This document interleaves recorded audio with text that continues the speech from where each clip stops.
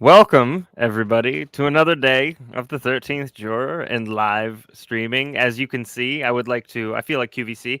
If you take a look over to this side, you will see a lovely hairdo. This hairdo was inspired by the great LS, and by the great, I mean the miserable. And I'm going to let Brandi talk a little bit about her lovely, lovely hairdo and how committed. You don't understand how committed she is. She looks committed, but wait till she explains it. You don't understand. Okay, let me see if I can get my headphones even on top of all this hair. So, let me tell y'all what I did for y'all. This is how dedicated I am. I was telling him this before we started. I went out to the beach today because I knew that tonight was going to be tough. So I wanted to do some self-care stuff. So I went out there, came in, took my shower, and I was like, you know what? I love my people, and I'm committed to them. You want Letitia hair? You want little Lucia hair? Guess what you're getting? You're getting little Lucia hair. So not only did I do the little octopus tendrils, but this is my dedication for y'all. I even put some of my tanning oil in my little octopus tendrils because, we all know her hair is super greasy. I cannot wait until we finish so I can go wash my hair. But this is the level of dedication that I have for y'all. This is. I could not even get my headphones. I could not even get my headphones over. I was trying to work around them and figure out how the heck to even get them on my little Lucia hair. So this is what I did for y'all. And then he tried. I tried. I ended up with the emoji man bun. That's all I got. I don't have much up there. That's it. And I sure don't make it look very good. And Mrs. Brew Crime was like, what is going on? And I said, you would never understand. You just couldn't at all, ever. Ugh. And now it's gonna look miserable for the rest of the night. You all are welcome. No. Mine are not as long as hers. My octopus tentacles are not as long as hers.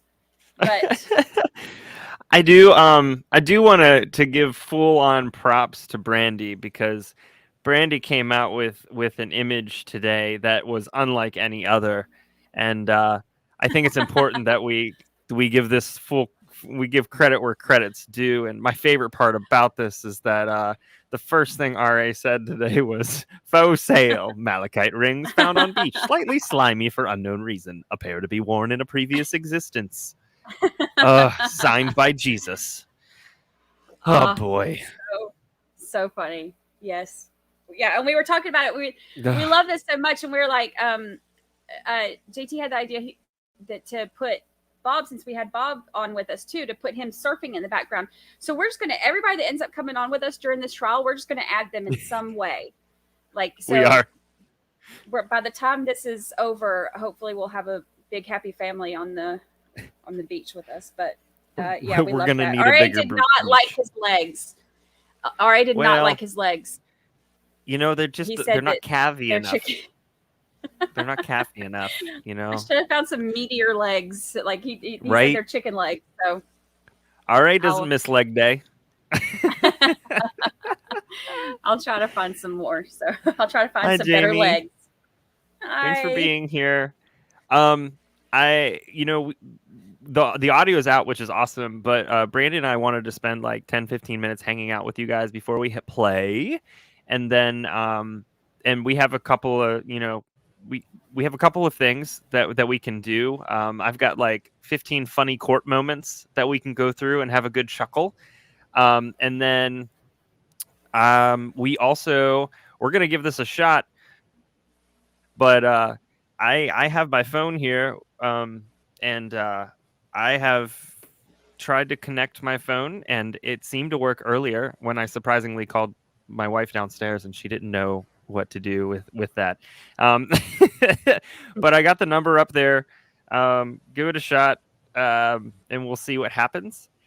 If you do call in, just keep it semi-family friendly. It's it's not a wild show, other than obviously the trial content. But yes. So we'll give that a shot and see what happens. I don't know. I love this idea. Crocs with socks. RA needs Crocs with socks. Like you're a poet and didn't even know it. Oh, Love hey, it. look, here we go. Love it. Yes, Hugh. Start. Call from Moose and Kai. To accept, press 1. To send a voicemail, press... Hello, who is this? Who is this? Wouldn't you like to know, Brother Brewmeister?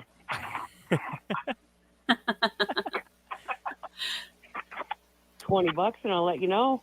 Oh, well, I don't have that yet. We're not monetized. I just need you to wish my fiance, Kyle McNitt, a happy birthday. Oh, well, happy birthday, Kyle. Happy birthday, Kyle. Recovery Addict was ignoring us all week. We just needed to hear it. We love you. Oh. You guys are amazing. Well, thank you very much. Thanks for calling in. Thanks for calling in. Anytime. We love you guys. Have a good night. All right, you too. Thank you. Bye-bye. Bye. I obviously have to work on the whole input thing. That would be an issue. Did you hear an echo, or was that just me? Yeah. Did anybody else hear an echo? The portal was echoing. That's what I thought. All right. Well, thank you for calling in and trying it out. We're going to go ahead and but we'll put a pause on that. I like the fact that it did work and people did hear it, hopefully. But I will work on that lovely echo. And by that, I mean, I will message RA and say, what happened? What did I do? So, oh boy, if it was the muting the stream, if that's what that was, then our stream's pretty in sync. Usually it's like 7 or 8 seconds off. I was wondering if I was talking, it was coming through the mic and the phone, and that was happening, but we'll figure that out. Yes, there was an echo. We'll cleanse the portal. I was echoing. Cleanse the portal. Yes, and try it was again. the portal. Yes, the portal just doesn't work. Yes, Calypso and Vixen. Yes, they just have to. You just have to mute the old YouTube stream. So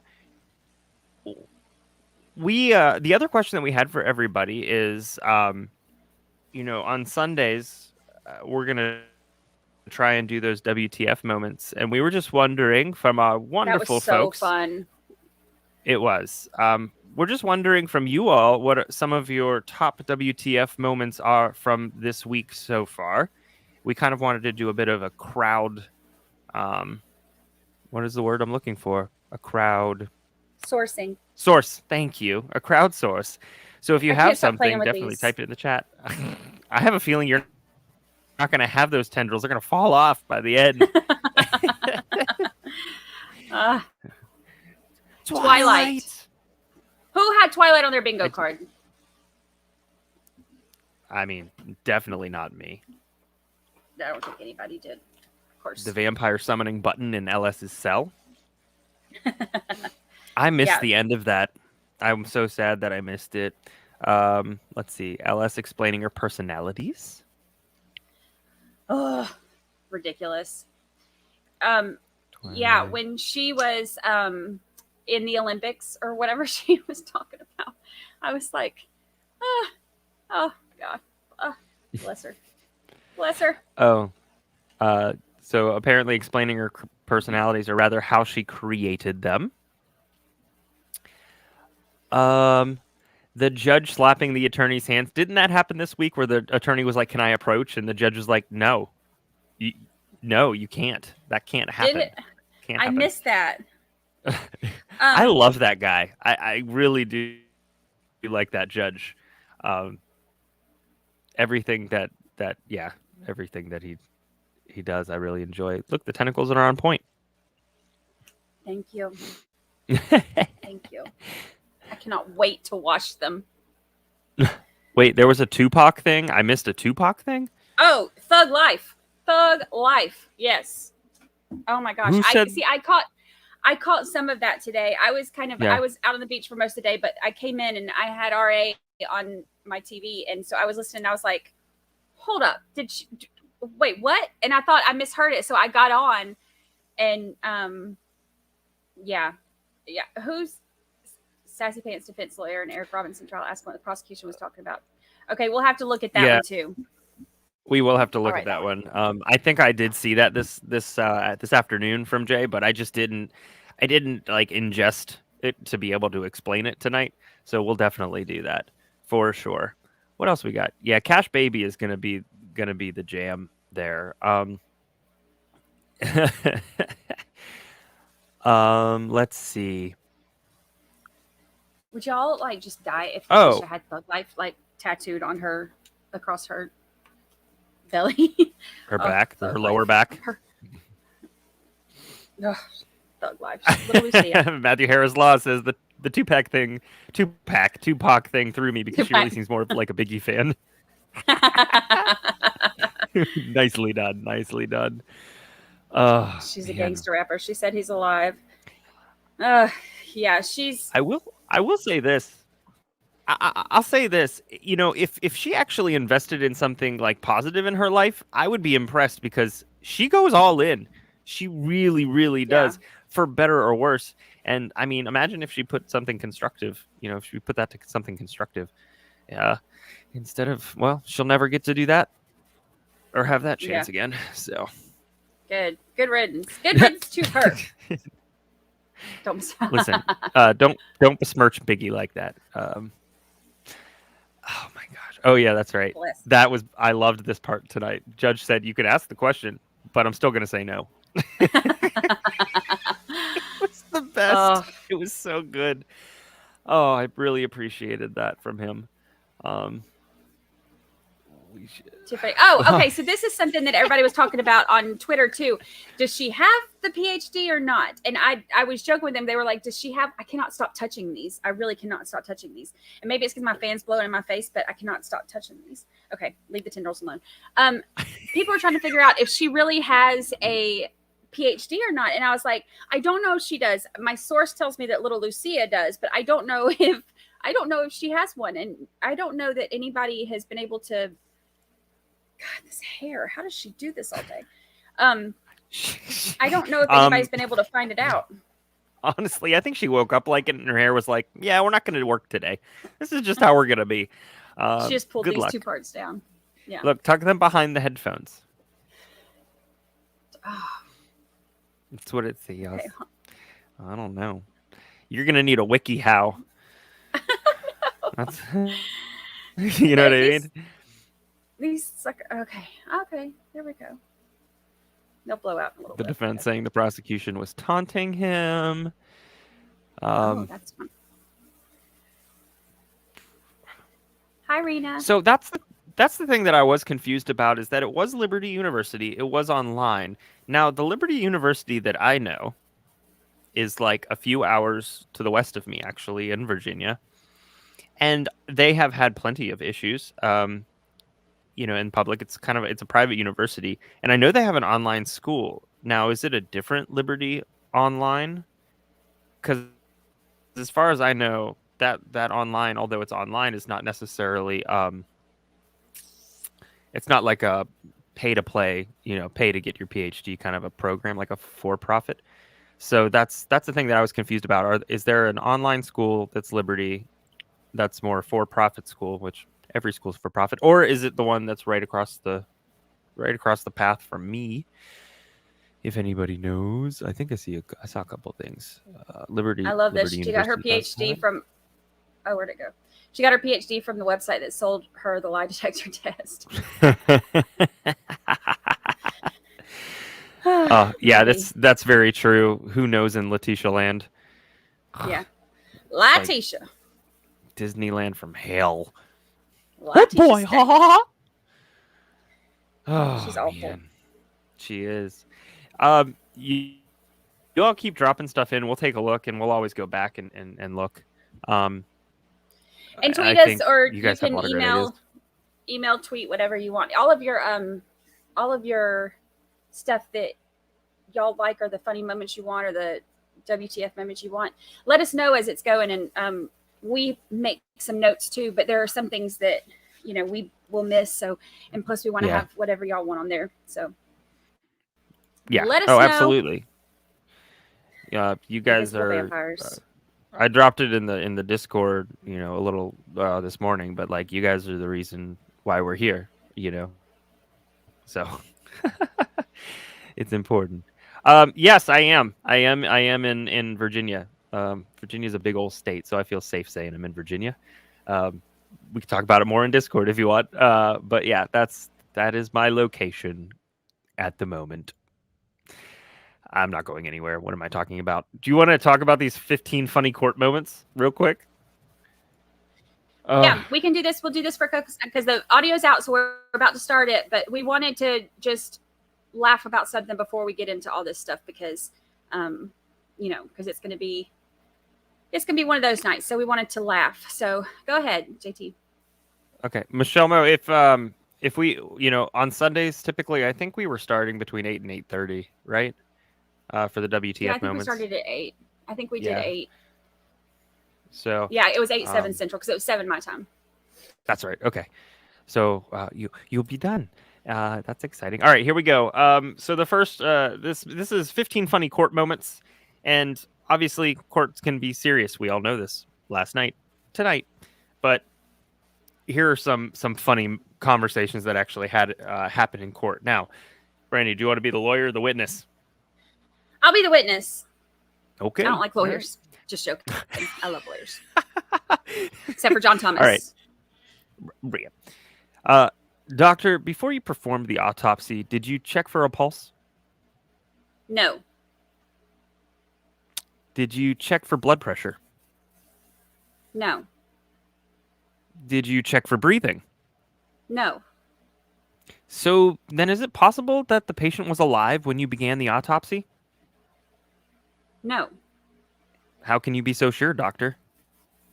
Because his brain was sitting in a chair in a desk, on my desk in a jar. Ruined that one. But could the patient have still been alive nevertheless? It is possible that he could have been alive and practicing law somewhere. Oh, I wish I could see his face when right. he said that. Yes, these are all these are actual real case things that were said in real trials. Yep. All right, here's the next one. Lawyer is showing the witness a picture. That's you? Yes. And you were present, right, when the picture was taken? I don't understand. Yes, they were there when the picture was taken. They're in the damn picture. Oh boy, this is so fun. Okay. Do you want? Always check the armpits. Always check the armpits. Check Jam them your pits. Fingers right up in those armpits. Yep. Pit poke. Nothing like a pit poke. Okay, go ahead. All right. The third one. Do you want to be attorney or witness? Do you want to switch? I want to say witness. Okay. All right. How was your first marriage terminated? By death. And by whose death was it terminated? Take a guess. Who asked that? That's one of those. That's a John Thomas question right there. That's a John Thomas question. It is a John Thomas question. I am highly offended that his initials are JT. We'll just throw that out there. Okay. Here we go. Lawyer, all your responses must be oral, okay? What school did you go to? Oral.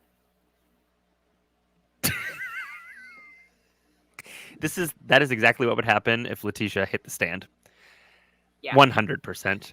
There is no doubt. All right, we'll do one more before we get started. Which one do you want to do? Yes. Let's do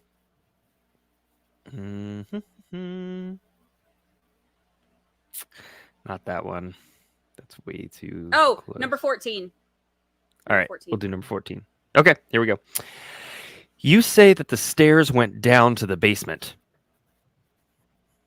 Yes. And these stairs, did they go up also?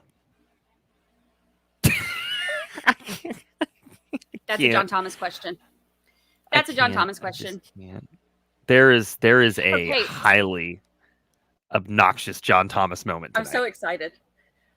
I'm so excited because I despise him, and I cannot wait for us, because tonight's going to be heavy, but this is one of those moments where we can all have a break and talk about what a jerk and what an idiot he is, because he's put in his place a little bit tonight, which I am here for it. I am here for it. For it. All right. Yes. So let's get to stepping, I guess. One other thing before we get going. Oh yeah. Go for it. I talked to somebody who was in the courtroom today, and so this was she said she was gonna give me a little insider information. She said that the medical examiner that we're going to hear has a great voice, so maybe another Detective Daddy type moment. So I hear he has a great voice, and then also she was saying that it has been hard for everyone in the courtroom. That Rachel Smith was a little bit teary during the testimony today. The prosecution was facing the gallery. When they ended up doing the pictures, they were doing a lot of pictures today. They swapped it to where the monitors, they didn't want the monitors facing the courtroom anymore. So they turned them around. So the prosecution was facing the gallery today. She said that the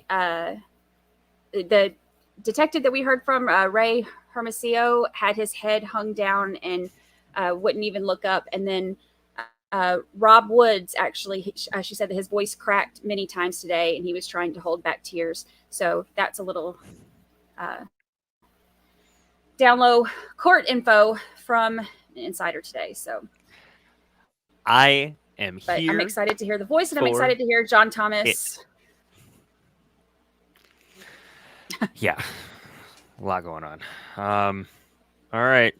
Well, we're going to start at 1.5. We'll see kind of what goes. If we go with 1.5 and it works, great, because the 4.5 hours will turn into 3, which is great for everybody. But we'll see. It all depends upon the speed of speech or the rate of speech, as we know. In the event things start getting, when things start getting a little difficult, a lot of you had wonderfully posted photos and things to the Twitter the tweet where I asked for them. If you have photos and you want to comment on the Twitter post, or on the post that I had saying we're about to go live, you can do that, and I'll try and bring those up as well when we get to that point. And then we also, are used to listening to things faster. So if it's too fast for y'all, you have to tell us in chat, because I'm used to, now I can't even watch TV because I can't watch it in 1.5. So so we're used to hearing things faster. So if it's too fast for you, just tell us in chat and we can slow it down to 1.25. Yeah, somebody asked if we could start at 1.25. We can start at 1.25, I think, and then we'll just see if we can definitely speed it up. That works. I know how sometimes I'm very visual. I don't have a visual, so the audio is just my brain is trying to catch up, which is what it tries to do when I'm talking too. Gets me in trouble a lot. So, all right. I do want to let everybody know we have it rolling at the bottom, but this is trigger warning for tonight. There are going to be detailed descriptions of injuries, of autopsies and things involving children. And if that's not it's nobody's thing, but if that makes you uncomfortable, if that brings things up that you really don't want to have brought up, you can catch us next time. That's totally fine. We totally get it. And we appreciate you sticking around up until this point, but we definitely wanted to let you know. And every now and again, we will drop that trigger warning in. Thanks, Amos. Just to let you know that is happening, and anybody new who joins us as well. So I just want to give you that heads up, just in case you didn't catch that, from the beginning. So, all right, here we go.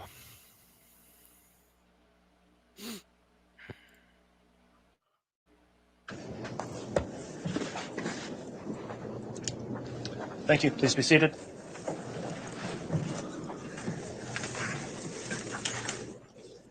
All right, Mr. Vallow, if we can have the jurors brought in, please.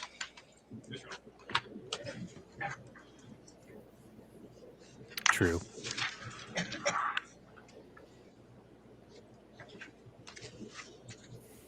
Thank you.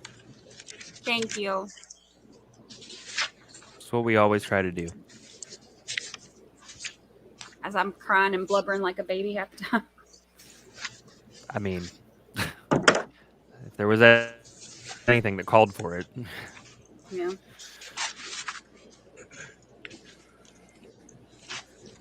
I'm here for it. We like tasteful. Yep, we here for it. Yeah.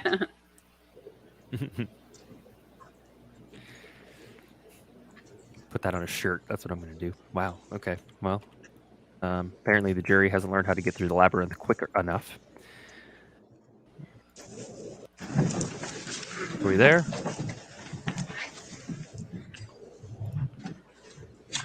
All right, good morning, everyone. We're going back on the record on KCR 22-21-1624, State of Idaho versus Lori Noreen Vallow.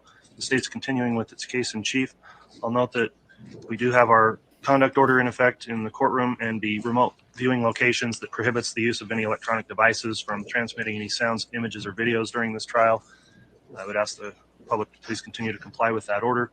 I would also note all the jurors are here and accounted for, and I believe we've received the juror affirmation from all the jurors. Is that correct, Mr. Bailiff? All right, thank you. And thank you again to the jurors for your continued service.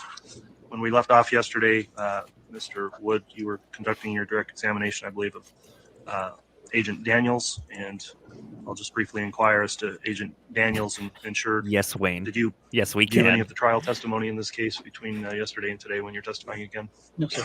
Okay, thank you for that. I'll remind you you're still under oath for your testimony, and Mr. Wood, if you'd like to continue with your direct, you can. Thank you, Your Honor. When we left off yesterday, I believe we had spoken about in this exhibit the house, fire pit, Tylee's burial site, and Nice the graphic, garage Randy. and shed. Is that correct? That is correct. Call your attention to the north portion of the map. What's labeled as Site 1. That is not a lovely Site portrait 1 of was what we called burial site number 1, and that becomes the burial site for JJ Vallow. Okay. I believe we may have already started this, but if you just briefly remind the jury what we're looking at here. This was just what I would call an overall photo leading toward what became burial site number 1, and burial site number 1 ends up being in the vicinity of where that laser pointer is. And this is just kind of showing you an overall of what the vegetation looked like, the higher level vegetation in that area, and then we'll gradually get closer to the site. Just 1 second, Your Honor. No.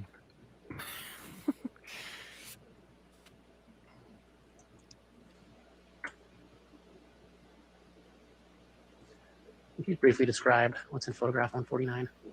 This is just a photograph as we get closer now to burial site number 1, and this is the actual burial site here. So you can see the thicker vegetation, higher vegetation around the burial site, and then the actual burial site has the thinner layer of vegetation on top. And then when you're there in person, you can see that it was actually a little raised berm that was the actual burial site. I believe that we He's a cutie. covered this photo yesterday, and It is. in this photo. That's right. Correct. And just to refresh everyone's memory, was this Hi, the Sherry. preparation Thanks for site joining. or preparation of Site 1? Correct. And this was just kind of the once we decide this looks like it could be a good burial. Our process for these burials, and JJ's burial was the first burial that we located on the property on June 9th. So our process, what we want to do when we process these burials or potential burials at this point, is we just want to kind of establish a perimeter for what we think that burial, where that burial is, and then we just want to start excavating or digging down, and anything that becomes significant as we're digging down, the team leader will just make a determination. Okay, that looks pretty significant. Let's stop. Let's take photographs. Let's take some faro scans of that layer, just to document that for later, to try to tell the story of how these remains were buried. Whoever the suspect or suspects were that buried these human remains, we just want to show that story down the road, like a circumstance like this, to a jury. And so layer by layer, first we're taking that vegetation off, this potential burial. John, I'm going to object. There needs to be questions before we. I'll It's ask sustained. the It is just a narrative, Okay. and I'd ask Mr. Wood and the witness, it does need to be an exchange of question and answer. Okay, thank you. Agent, I believe we saw this photo yesterday, but if you could just briefly summarize again, just to refresh the jury's memory, what we're looking at in photo 173. So after we've removed that vegetation off the top, this is the next significant layer.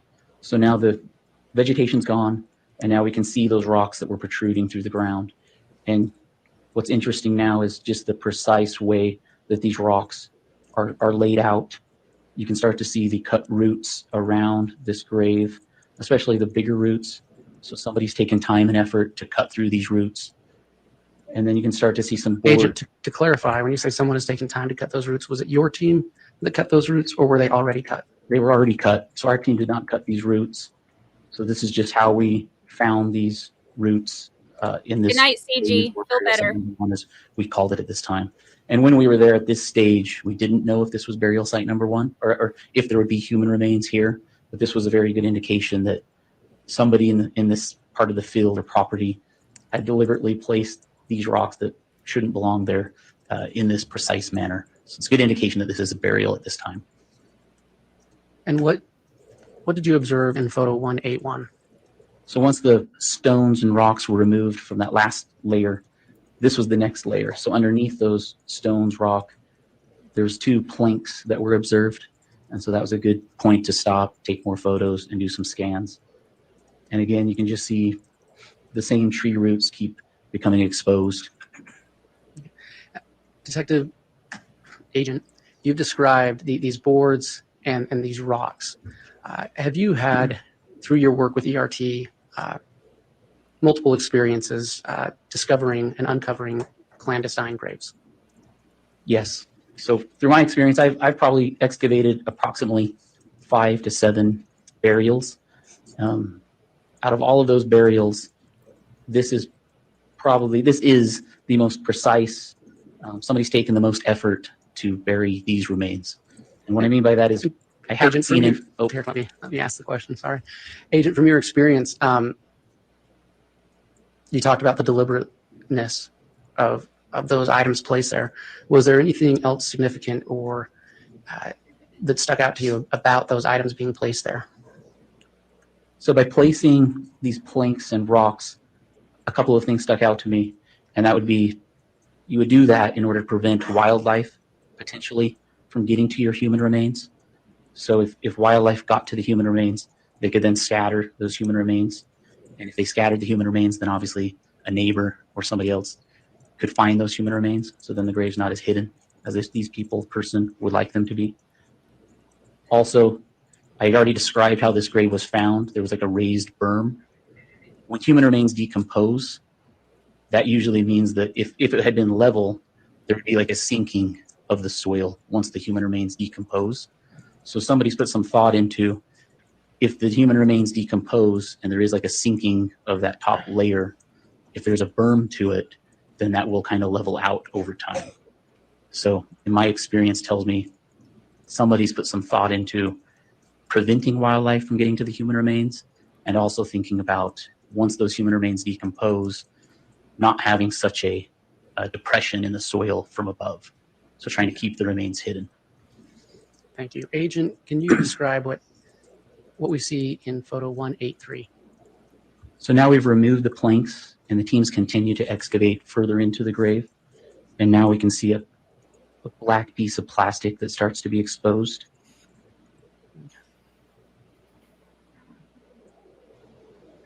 Can you describe what we see in photograph 190?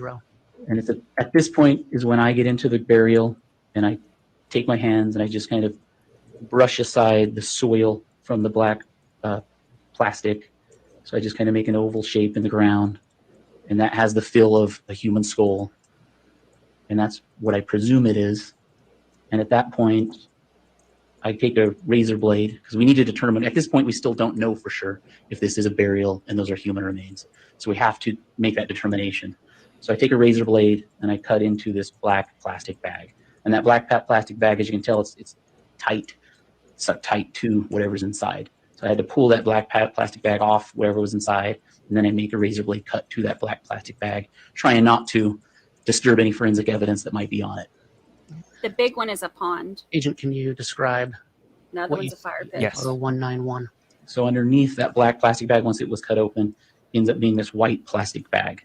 And so I kind of did the same thing, kind of pull that white plastic bag away from what ends up being the skull, the head of the human remains. And I do the same thing and make a razor blade cut to that white plastic bag. And as I'm doing that cut, you can see kind of the human hair starts coming out, with that razor blade into my hands. And that's the point that we decided this is human remains. And so that at that point is when that absolutely becomes burial site number 1, and that ends up becoming JJ's burial site. Can you describe what you see in photograph 192? Yes. This is just a better picture showing the hair that came off with the razor blade.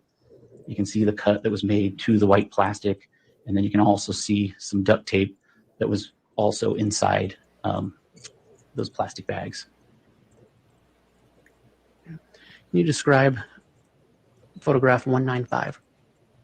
And then from that point, we know we have the human remains. This is a burial. So now the team just needs to continue excavation of the entire burial site so that we can remove the remains. Same process, just continue to excavate down until we can see the entire remains. Maybe there's other evidence in here also. So we're in this site, we talked about it before the other sites, but we did have a sifting operation happening at this site too. We divided this grave in half. So the top with the head was grid A, and the side with the feet was grid B. So we kind of sifted both areas, the dirt that was inside, just in case there was other evidence there. And in grid A, we had like a charcoal piece. We had a charcoal piece in B, and there's a plastic piece found in grid A. So there's other things being done too within the burial. You can describe what's in photo 200. The team's just continuing to excavate, so we're just getting a little bit deeper. We're getting further down in that excavation process, and then you can just kind of see that the roots are still there, so just things are showing up better. And what kind of tools was your team using at this point? So when we do these burials, there's multiple tools depending on how far away you are from the human remains. We can use, when we're further away from the human remains, we can use shovels, rakes to maybe get through some of those upper layers. As we get closer to the human remains, depending on what they're inside of or wrapped in, we can use those trowels that I talked about before, which are metal. When we get closer to human remains, and these ones are wrapped, so it just kind of depends on who's excavating and what the soil's like. Soils are all different, but we have metal trowels. They're hand tools that you can hold. They're kind of angular at the top. We have wooden tools. So we like to use, if we get closer to flesh or organic material, we have wooden tools. We have clay molding tools. So they're just little different shapes. So if you get closer to skin, closer to flesh, then sometimes those clay type tools are useful. Or tongue depressors.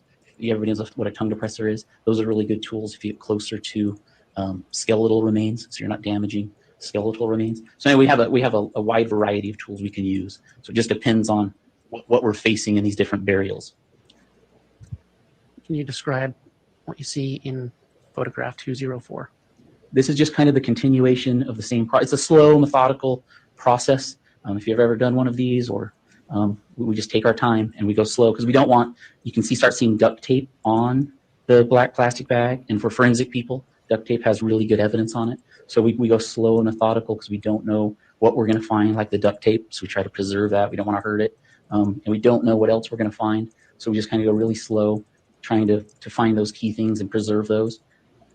So we just keep going down, and maybe that duct tape, something just every so often we'll just, again, it's the team leader's discretion when we stop, take photographs, and just try to, so when we're at this stage, just try to have these photos for everybody to review later. Okay. And can you tell us what you see in photograph 209? So now we're pretty much complete with the excavation of the human remains, and now we're ready to remove those remains. And what do you see in photo 215? So once those remains were removed, provided to the coroner, this just shows that there was decomposition that was leaking out of those plastic bags and has been left inside the burial. And then we did take samples of that decomposition. And then what do you see in photo 217? This is just a close-up of that decomposition that remained inside the burial. Can you describe what you see in photograph 240?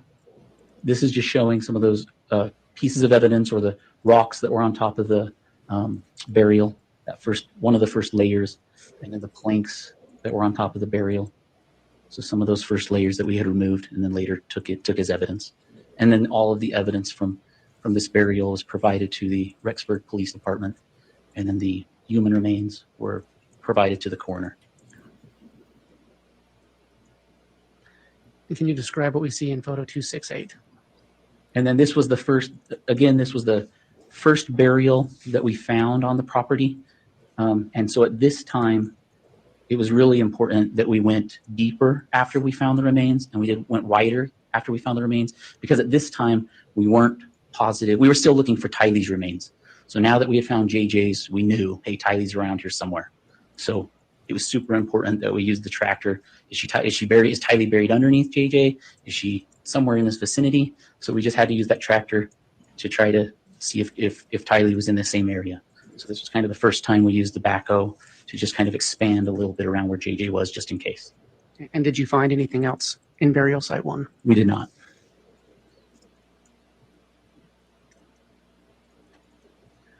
Agent, we've spoken about Faro scan data. Was the Faro scanner used at burial site 1? It was.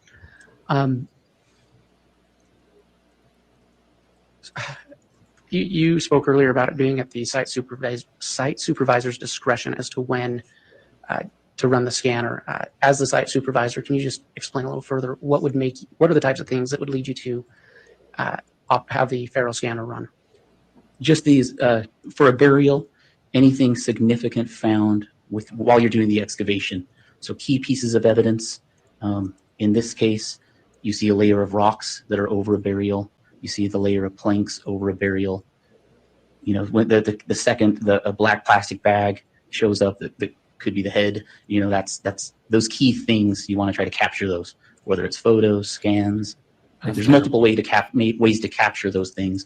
In this case, we chose to do the photos and the scans with the Faro scanner. Okay. I'll show you what's been labeled layer A. And at this point, is there an approximate depth given? Yes. So this is just the photograph showing those rocks on the top on this layer, and then the lowest point of this layer, the approximate depth is listed in this lower diagram. And in layer B? So the lowest depth of the excavation from this photograph is just highlighted right here with that line. And again, you have in the diagram just from 1 foot, 2 foot, 3 foot. And layer C?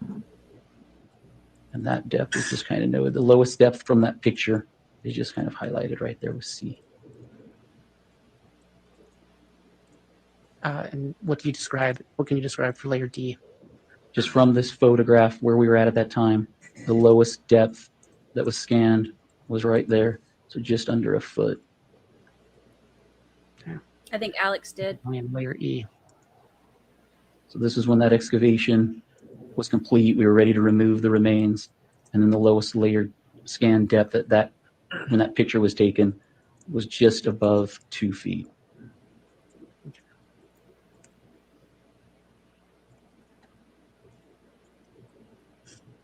No. By the time they got married, it was Your Honor, at this time I'm going to ask that November. They were the in witness be handed what's been marked as or Idaho, then Hawaii. exhibits 170A through 170U. And I would, well, until he sees them, and the copy has been provided to counsel in the court.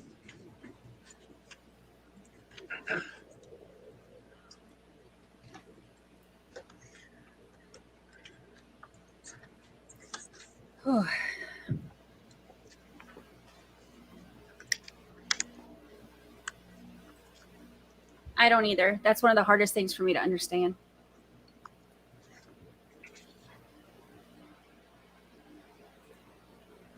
She was 100% a part of this. 100%.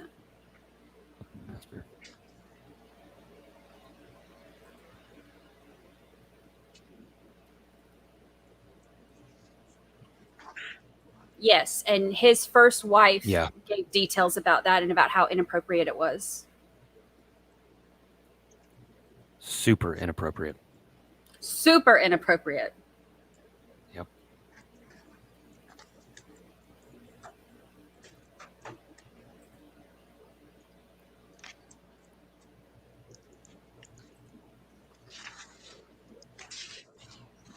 Agent, can you briefly review what's been provided to you in 170A through 170U and let me know when you've had a chance to review it?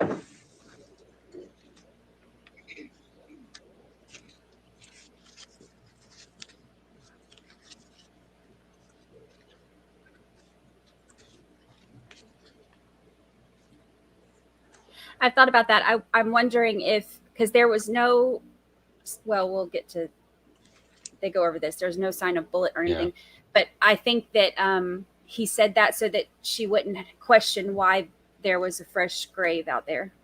Okay. Do you recognize that exhibit? Yes. What does it purport to be? It looks like our ERT photos that were taken June 9th and June 10th. And are those, are they the same photos that were used in your exhibit? Interactive, yes. Are those true and accurate representations of what you observed on June 9th and 10th? Yes. Your Honor, the state moves for admission of state's exhibits 170A through 170U into evidence. Any objection? Your Honor, may I have water here in aid of this objection? Yes. Agent Daniels, these photographs, each one of these photographs that are in this packet are also photographs that have been shown to you in this particular exhibit. Is that correct? In the exhibit, the PowerPoint exhibit? Correct. Okay. And my objection would be that it's cumulative evidence and that it's just not needed. All right, response, Mr. Wood. Thank you, Your Honor. The reason the state is putting these into evidence is for ease of the jury in reviewing the evidence. JJ. Where this exhibit is interactive and they may not be familiar with it, it's just a simple paper copy of the pictures. So it's just simply for the ease of the jury. All right. Well, Yes. I would note that Exhibit 171, which is the interactive exhibit, does have these photographs already within it. There's an objection made that it's cumulative. I am considering that objection because the photographs are essentially all being proposed to be admitted. I think they definitely buried them together. Screen photographs. However, given the nature of the different format and One of them is. whether or not there'd be any undue prejudice to have the paper copies of certain photographs, I'll find that it's not cumulative and it may assist the jury, would not be overly prejudicial. So I'll allow for the admission of exhibits 170A through 170U to be admitted. No, because they're still trying to say that they didn't do it or weren't involved.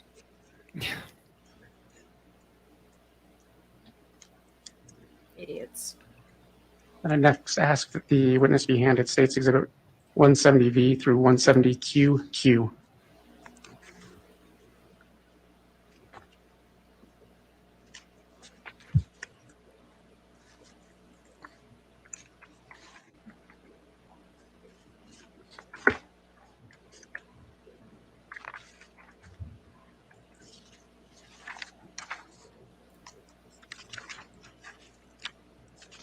Hi, Geraldine. Hello. I see you in here. You're fine. Wow, it's a bit quiet. Thanks to all the mods. We really appreciate you and your Yeah, dedication. y'all are awesome. Could not do this without you. Strawberry Queen, yes, Alex is dead. They said it's natural causes, but he died pulmonary embolism the day after Tammy's body was exhumed. So, Oh. Can I show Brandy's diagram for those who are new? You're not invisible, I promise. Which diagram are we talking about? the one with Okay. the family tree. Is that the one?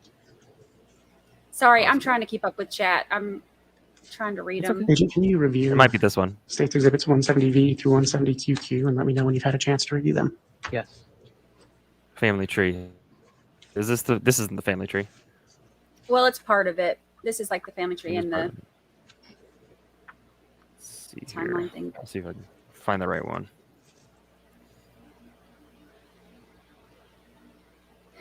Yes, Alex was married. He got married to Zulema 13 days before he died. and immediately And regretted it. she's apparently the one who is like Captain Planet. She handles all the natural elements and has got power over them, or whatever BS she said.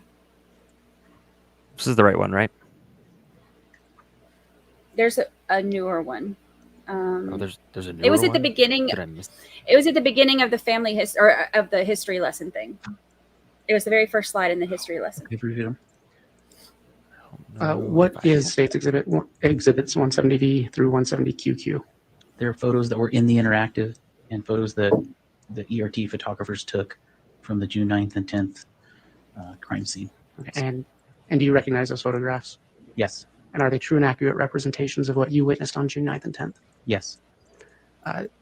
Your Honor, for the ease of the jury, the state moves for admission of States Exhibits 170V through 170QQ. Any objection from the defense? Yes, Your Honor, we would renew our objection that these are cumulative. Okay. I've considered that objection. Again, it is more than one This one? version of the same photograph being admitted. Okay. It does find, upon weighing it out, that it would not be unduly prejudicial to have the jurors have an easier reference of these particular photos, which are also found in the interactive exhibit. So the court will overrule the cumulative objection.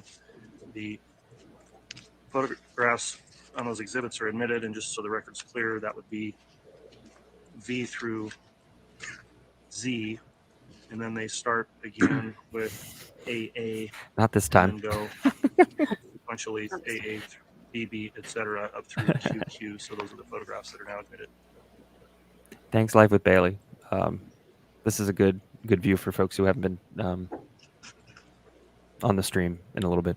And then if this witness could be handed States Exhibit 170RR through 170XX.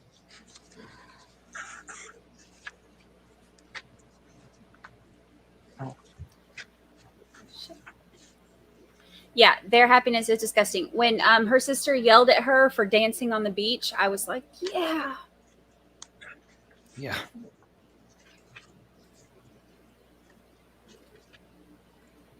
Yeah, that's how she got away with Tylee being missing for a while.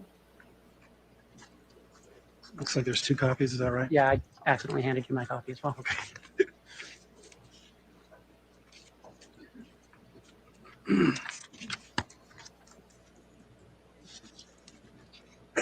Agent, can you review States Exhibits 170RR through 170XX? Yes. It's undetermined how she died. They'll go over that later today.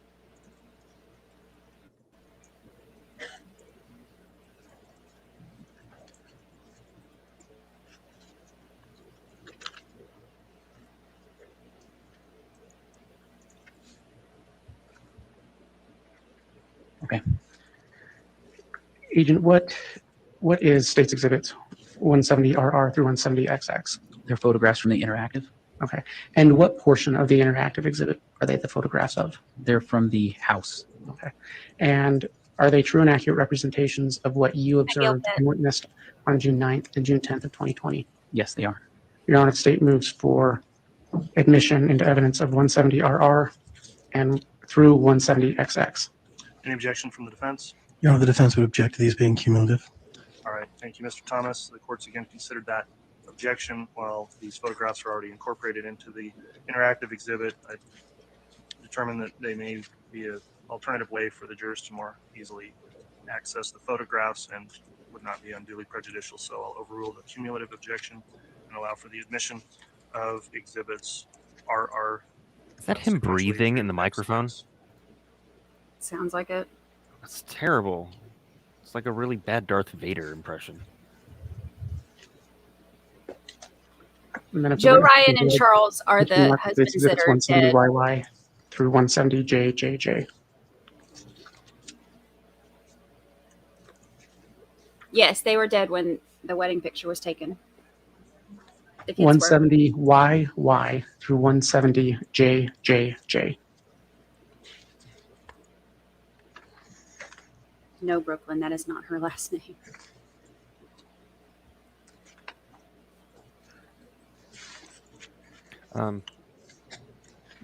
While we're waiting, I just want to say thanks to Amos for making this lovely image.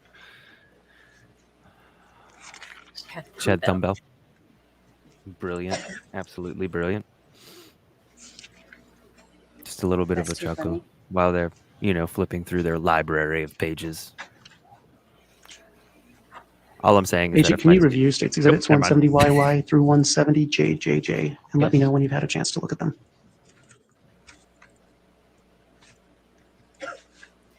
Tony Bailey, they say Alex died of natural causes, but you cannot make me believe it.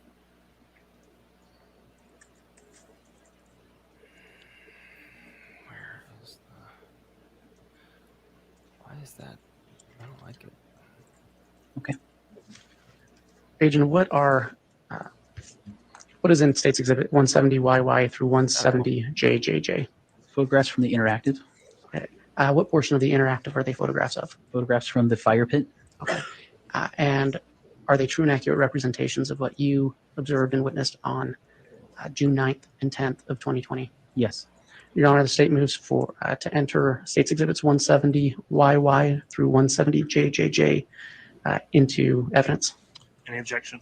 Yes, Your Honor, same objection. We would object to it being cumulative. Very well. The court's considered that cumulative objection. His voice. I've indicated in the previous three rulings as to the nature of these photographs in relation to the interactive exhibit. I'll incorporate the Me same neither. rationale and overrule Yep, the nope. objection. So to be clear on the record, then exhibit I think he and Lori were doing a little bit of a horizontal mambo, which sounds disgusting, but this is my thought. And there was some asphyxiation involved.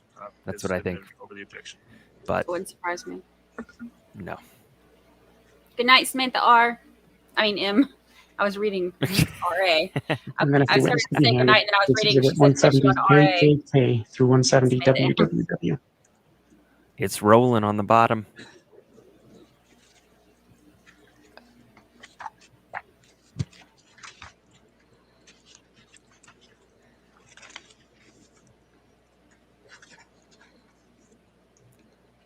I might be able to do that.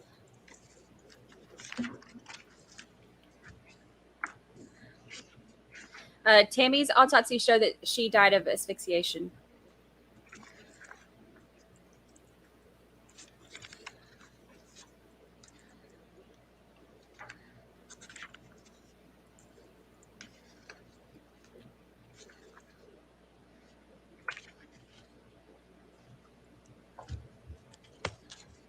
Hi, Terry K.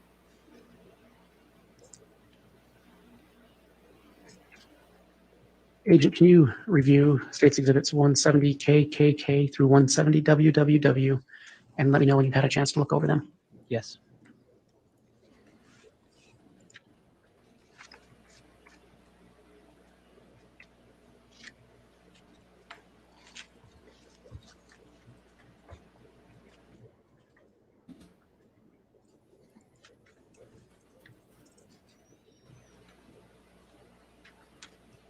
Okay. Agent, what have you had a chance to review States Exhibits 170KKK through 170WWW? Yes. What do they purport to be? Photographs from the interactive. Okay. And they're the same photographs you used in your interactive? Correct. And which portion of the interactive are they photographs of? They're photographs of the garage or barn. Okay. And are they true and accurate representations of what you witnessed on June 9th and 10th, 2020? Yes. Your Honor, the state moves for admission of States Exhibits 170KKK through 170WWW into evidence. Any objection? Yes, Your Honor, we would object to them being cumulative evidence. All right, court's considered that objection as to the set of photographs, and I'll overrule the objection for the same rationale previously stated as how these photographs relate to the interactive exhibit that was admitted. So for that same rationale, the court overrules the Yes, Chad killed his first wife, Tammy. exhibits KKK through WWW sequentially have been admitted. Thank you. Just Well, one either minute, him Your or Alex. But.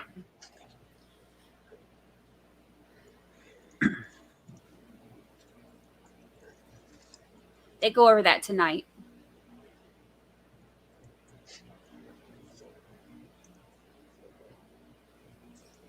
Yes, Strawberry Queen, they have kids together. They have older kids.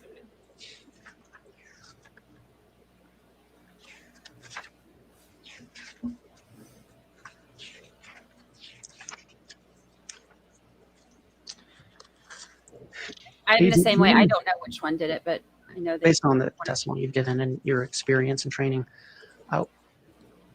To you, what were the differences or the contrast between the gravesite of Tylee Ryan and JJ Vallow? I thought there was a big difference between JJ's burial, which was our first burial that we uncovered that we just talked about, where the stones were covered in such a precise way, and the planks were there, and JJ's human remains were all intact, wrapped in the plastic bags, and then the white bag, at least, was on his skull from what we saw, versus burial type 2, where we at first couldn't even tell they were human remains. And then the way we found Tylee's remains, just kind of that mass of organic material at first. We didn't know what that was until we kind of pedestaled out that mass, went to uncover it, and it fell apart into pieces. Saw the burned, charred remains of Tylee's remains. So just such a big contrast for us as a team, going from JJ's, how precise everything was placed, the stones, the planks, the wrapping of the body, all intact, versus Tylee's melted, charred mass, how that was placed in that burial. The items we found in the fire pit, and at the time we didn't know, as an evidence team, we didn't know the connections, if any, but just all those evidence items that we found, but just a huge difference. So Okay. I think that's the best way to describe it from my standpoint, being ERT that day. At John this time, Thomas. the state has no further questions, Your Honor. All right, thank you, Mr. Wood. Mr. Thomas, will you be conducting cross?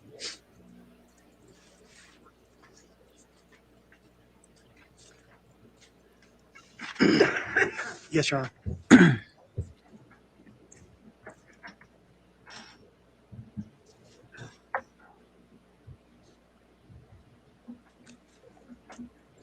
The chart that's up now is before they had kids and everything. That was everybody that was You doing involved. today, Agent? You want me to Good, do the thank you, next sir. thing? Good. You indicated that that you've been on the ERT team for somewhere between about 13 years. Is that right? I'm saying 13 to 15 years. I was off and on. Okay. And during that time, you've been to 5 to 7 covered burials. Is that right? That's a good 5 to 7 approximate. burials? Yeah, that's a good approximate. Sorry, I didn't mean to talk over him. Yeah, let's make sure we don't get into that with the court reporter keeping the record, so please don't talk at the same time. So 5 to 7 burials over the past 13 to 15 years. I was on and off ERT, so I would say over the last 12 years, approximately 5 to 7 burials. Okay. And where were those burials? Were they all in Idaho? I've always been in the Salt Lake City division, which covers Utah, Idaho, and Montana. Okay. And where was your first uncovery of a burial? I'd have to look that up. You don't recall? I don't remember. Okay. Would you consider this 2 separate burials, or would you consider John this particular Thomas. case I saw one burial? JT and I was like, I wait, would what did I consider do? this 2 separate burials, mainly because of the contrast that I just described. Okay. So I guess what I'm asking is, when you say 5 to 7 burials, are you saying 5 to 7 different events, or 5 to 7 sites that you, or like, I don't know, how would you describe it? I would say some I of those agree, Laura were Ferris. some of those burials were in the same burial, and some of them were individual in one burial. Okay. So how many sites, like how many times have you gone out and done a burial uncovery over the course of your career? I'd say approximately 5 times. Okay. So, I'd have to review a bunch of reports in order to okay. give you very specific details. All right. Have you ever done a burial in Idaho? Yes. Okay. Other than this one, I guess is what I'm asking. None of this stuff ever matters. He's an Nope. idiot. I believe so. I believe so. I need to check though, just to be sure. Where would it be? Probably on the Fort Hall Indian Reservation. Okay. And what about, you indicated that your coverage area was Utah, Idaho, and Montana? Correct. Okay. Where in Montana would you have gone for a burial uncovery? Oh, I Um, can't stand him. We recently were in, well, I probably shouldn't say place. I probably shouldn't talk about specific cases. Well, it kind of goes to your credibility as to, you seem to have a little bit of knowledge recall issues. And so, How about I just say near Missoula, Montana? okay. I've been on Man, call outs Moscow. near, What is this? let's say, guy's- Moscow, Idaho. Okay. And a lot of those involve fire pits. So I've done multiple fire pit excavations, and that's excavating human remains from fire pits. Okay. And there was a fire pit in this particular excavation. Correct. That's why I think those are important to mention. Okay. All right. And so when you do these, you mentioned how you kind of made it sort of a grid, right? Correct. All right. And on the grid of the fire pit, it wasn't like exact squared off. We're going to do 3 foot by 3 foot grids, right? And we're going to sift everything in that 3 foot section. Then we're going to move to the next section, and everything that gets pulled from that section gets put in this pile, right? That's not how it worked. We created our own grids, so we didn't have 3 foot by 3 foot grids. We just created our own grids. We showed on the map, Right. and then we sifted things from different grids. Okay. So what we collected from one grid was collected out of that grid. So we did keep track of what came from one grid, and then collected that as evidence. And where did those, like they were in the fire pit area, there were 4 grid areas, right? There was 4 or 5. I'd have to look at our chart. 4 or 5. Okay. If you've ever So seen Making a Murderer, The fire circle he sounds itself, exactly was that like one grid? prosecution. Yes. Okay. And anything outside of the fire circle, there was a box or some sort of not necessarily a square, but some sort of an angular area, right? There were grids outside of the fire pit, and the fire pit was one grid. Okay. And everything that you collected inside the fire pit went to a specific area, Correct. to a specific blue tarp? That went to a blue tarp. That went to a sifting area and was sifted. Okay. And the other areas within that fire pit area that had other grid areas, were they sifted in a different spot or in the same spot? I'd have to check with our team members. I don't know if we sifted the other areas. Okay. So you definitely sifted the fire ring, Correct. but you're not sure if you sifted anything outside of the fire ring. Yeah, I don't know. I have to ask the other team members if we sifted Somebody anything asked for a from the other meme, grids. All right. Well, we had about 3 years to prepare for and I this. made 2 of them. This didn't come up over the last 3 years? I didn't discuss this. No. Okay. Are you kidding me?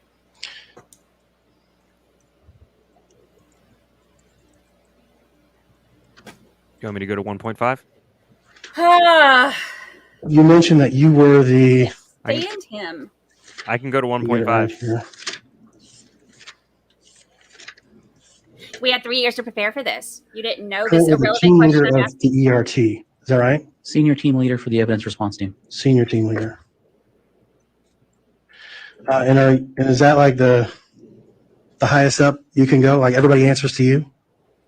I'm over all of the evidence response team members in Utah, Idaho, and Montana. Okay. So in your region, you're the senior team leader for the Correct. ERT. Okay. Correct. But there are other regions and they have senior team leaders as well? Correct. All right. And have you, on this particular case, met with any of those other senior team leaders in other areas of the country? I No. bet they hate him as much as we do. I have, in preparation for this search warrant, I did discuss this case with the evidence response team unit, and they're based out of Quantico, Fredericksburg, Virginia, and they oversee all of the evidence response teams nationwide. Okay. So the evidence response team or the evidence response unit oversees the evidence response teams. Correct. Okay. That's kind of where I was going with that. Okay. Thank you. That's all I have. All right. Any redirect from the state? No, Your Honor. He drives me nuts. All right, that'll conclude the testimony then. Every time he starts with his stupid questions. I'll inquire of the state. Is he going to be recalled potentially, or can he be released from Literally. the subpoena? Your Honor, we believe we're done with Mr. Daniels, but just as out of a precaution, we would not ask to release him from the subpoena at this time. Okay. That'll conclude the testimony then. And just the state will contact you if you think they think there's a reason to recall you at some point. So you'll remain under subpoena at this time while the trial's still going. The bailiff help escort you off.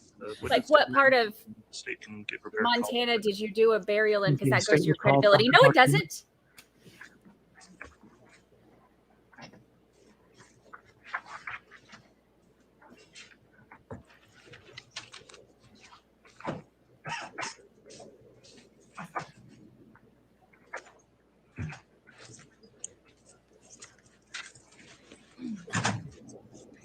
Swear or affirm that the testimony you're about to give will be the truth, whole truth, and nothing but the truth. So help you God. That was super inappropriate questioning. Yes. He's an idiot.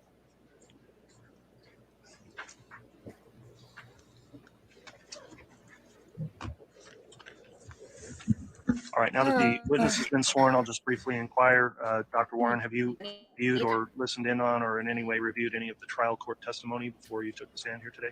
No, Your Honor. All right, thank you for that. When you're being questioned, please make verbal responses so we keep a clear court record, and please also avoid talking at the same time as anyone questioning you so the record remains clear as well. With those ground rules in mind, then, Mr. Wood, if you'd like to inquire on direct, you may. Thank you. Can you please state your name for the record and spell it? And spell your last name. Garth Warren, GarthWarren. Dr. Warren, what is your occupation or profession? I am a forensic pathologist. Okay. What is a forensic pathologist? So, forensic pathologist is a medical doctor who essentially tries to figure out why people die. And the main tool that we use is an autopsy. We use additional studies as well, but the main tool is the autopsy. And ultimately, we determine the cause and the manner of death. Okay. That's what he does to So me. you said you're a medical doctor. Are you a duly licensed physician in the state of Idaho? Yes. How long have you been licensed to practice your profession? So I've been practicing licensed in Idaho for approximately 6 years, almost 6 years. And I was licensed in my previous job in Colorado for 5 years. So a total of about 11 years. Okay. And are you presently engaged in the practice of being a forensic pathologist? Yes. Where did you receive your training in pathology? So I attended the University of Health Sciences Center in Portland, Oregon, Oregon Health Science Center. And I did a general pathology residency and completed that. And after I completed my general residency, I stayed on for 2 more years and did a 2-year fellowship or just additional years of training in neuropathology, which is just the study of the pathology that, excuse me, of the brain and the spinal cord. And then I went back to Denver, where I went to medical school, and I did a 1-year fellowship in forensic pathology. And I've We been believe doing that. so, but Yeah. Are you employed by the Ada County coroner? Yes. And what are your duties as a medical examiner in Ada County? So certain types of deaths fall under our jurisdiction at the coroner's office. Typically, those are non-natural deaths. They can be natural deaths, a sudden unexpected natural death in a young individual where the cause of death isn't apparent. We would take jurisdiction. But really anything else, accidents, suicides, homicides, any suspicious cases would fall under our jurisdiction. So we have a whole team at the Ada County Coroner's Office. I play one role as the forensic pathologist. I essentially will either perform an autopsy or some kind of examination to try to determine why people die when they come to our jurisdiction. Okay. To your knowledge, does the Ada County Coroner's Office have a contract with Fremont and Madison counties for you and other medical examiners to perform autopsy work? Yes. Okay. During your experience in the Ada County Coroner's Office, approximately how many autopsies have you performed? Oh, so I think so. He's medical. it's usually between 200 and 250 autopsies a year.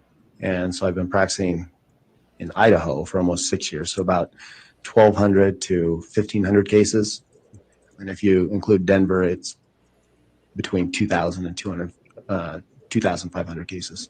Okay. Are you on the staff or are you affiliated in any way with any universities or academic institutions?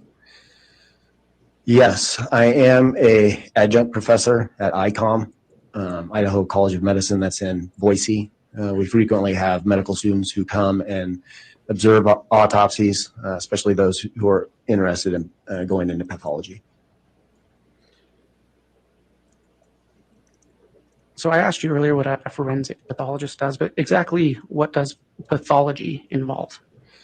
So pathology, by definition, is the study of disease.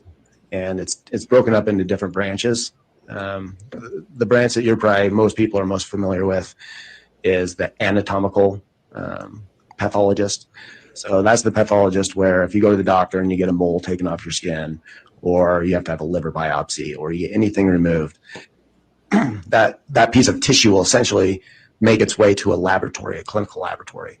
and the pathologist will examine it. They'll look at it under the microscope and they'll make a diagnosis. Then that diagnosis will be relayed to the clinician, who will then give the information to the patient. So a lot of pathologists spend their time looking under the microscope, making diagnoses. The other side of it is clinical pathology, and that's the clinical laboratory. So typically, a pathologist is in charge of the clinical laboratory. So anytime you've ever given a pee sample, a blood sample, that'll go to a clinical laboratory. It'll get tested. The pathologist oversees that. And then again, the results will get kicked back to the doctor who ordered it, your primary care doctor, and that will get relayed to you. So where forensic pathology fits in that is it's essentially a subspecialty of anatomical pathology. Are you a member of any specialized medical or scientific groups or associations? Yes, I am a member of the National Association of Medical Examiners. They're essentially the governing body of coroners and medical examiners across the country. I also participate in committees in the Treasure Valley and Maternal Mortality Fatality Committee, Child Fatality Committee.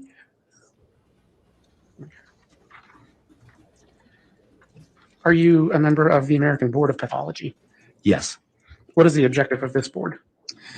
So this board is the governing board that gives you your actual board examination. So after, for instance, when I completed my general pathology, I had to take a day-long test, and I had to pass that test. And then the American Board of Pathology says, okay, you are fine to practice now. And the same thing with my neuropathology and forensic pathology. You have to take these long tests. You have to pass them in order to practice pathology. So the objective of that board is essentially to make sure that its members are qualified. Yes. So again, we briefly spoke about forensic pathology. Will you explain in a little more detail what that term means? So forensic pathology, that is the study of disease or trauma in the setting of the medical legal death investigation system and the legal system. So typically cases that fall under the medical examiner, coroner's offices, as I mentioned, are non-natural. And our job essentially is to do some type of examination, typically an autopsy. Sometimes we just do an external examination. We do toxicology, and we'll do other studies. We'll do x-rays and so forth. And then based on that, I have to come up with a cause and a manner of death. And that's really my ultimate job, is to determine the cause and manner of death based on my findings. Can you explain the difference for the jury between manner of death and cause of death? So cause of death is what causes you to die. So that's a heart attack would be a cause of death. A gunshot wound to the head would be a cause of death. A motor vehicle accident where somebody sustains multiple blunt force injuries, that would be a cause of death. A manner of death deals more with the circumstances surrounding the death. And it's typically broken into 5 different options. It's natural, accident, suicide, homicide, and undetermined. So every time you do an autopsy, you do the cause, and you determine the manner. One example I always give for manner is where the circumstances, and this kind of goes into play why the circumstances are so significant, is if you have somebody with a gunshot wound to the head, well, that could be self-inflicted. That could be a homicide. Somebody else did it. Could potentially be an accident. And sometimes the findings on the body would look exactly the same. So in order to determine the manner, you have to have a good idea of what the circumstances were when that individual was found, the law enforcement reports, and so forth, to accurately determine the manner of death. Based on your expertise, can you tell the jury what an unattended death is? An unattended death typically means that the death is unattended by a clinician. So most state statutes, including Idaho, is if somebody dies, for instance, in the hospital, that's an attended death. There's doctors all over the place in the hospital. An unattended death would be somebody who dies outside of the hospital in the absence of the doctor's presence. So at their home, that would be considered an unattended death. If somebody's found, say, in a park, that would be an unattended death. Is there a general procedure that you follow when performing an autopsy? Yes. What is that?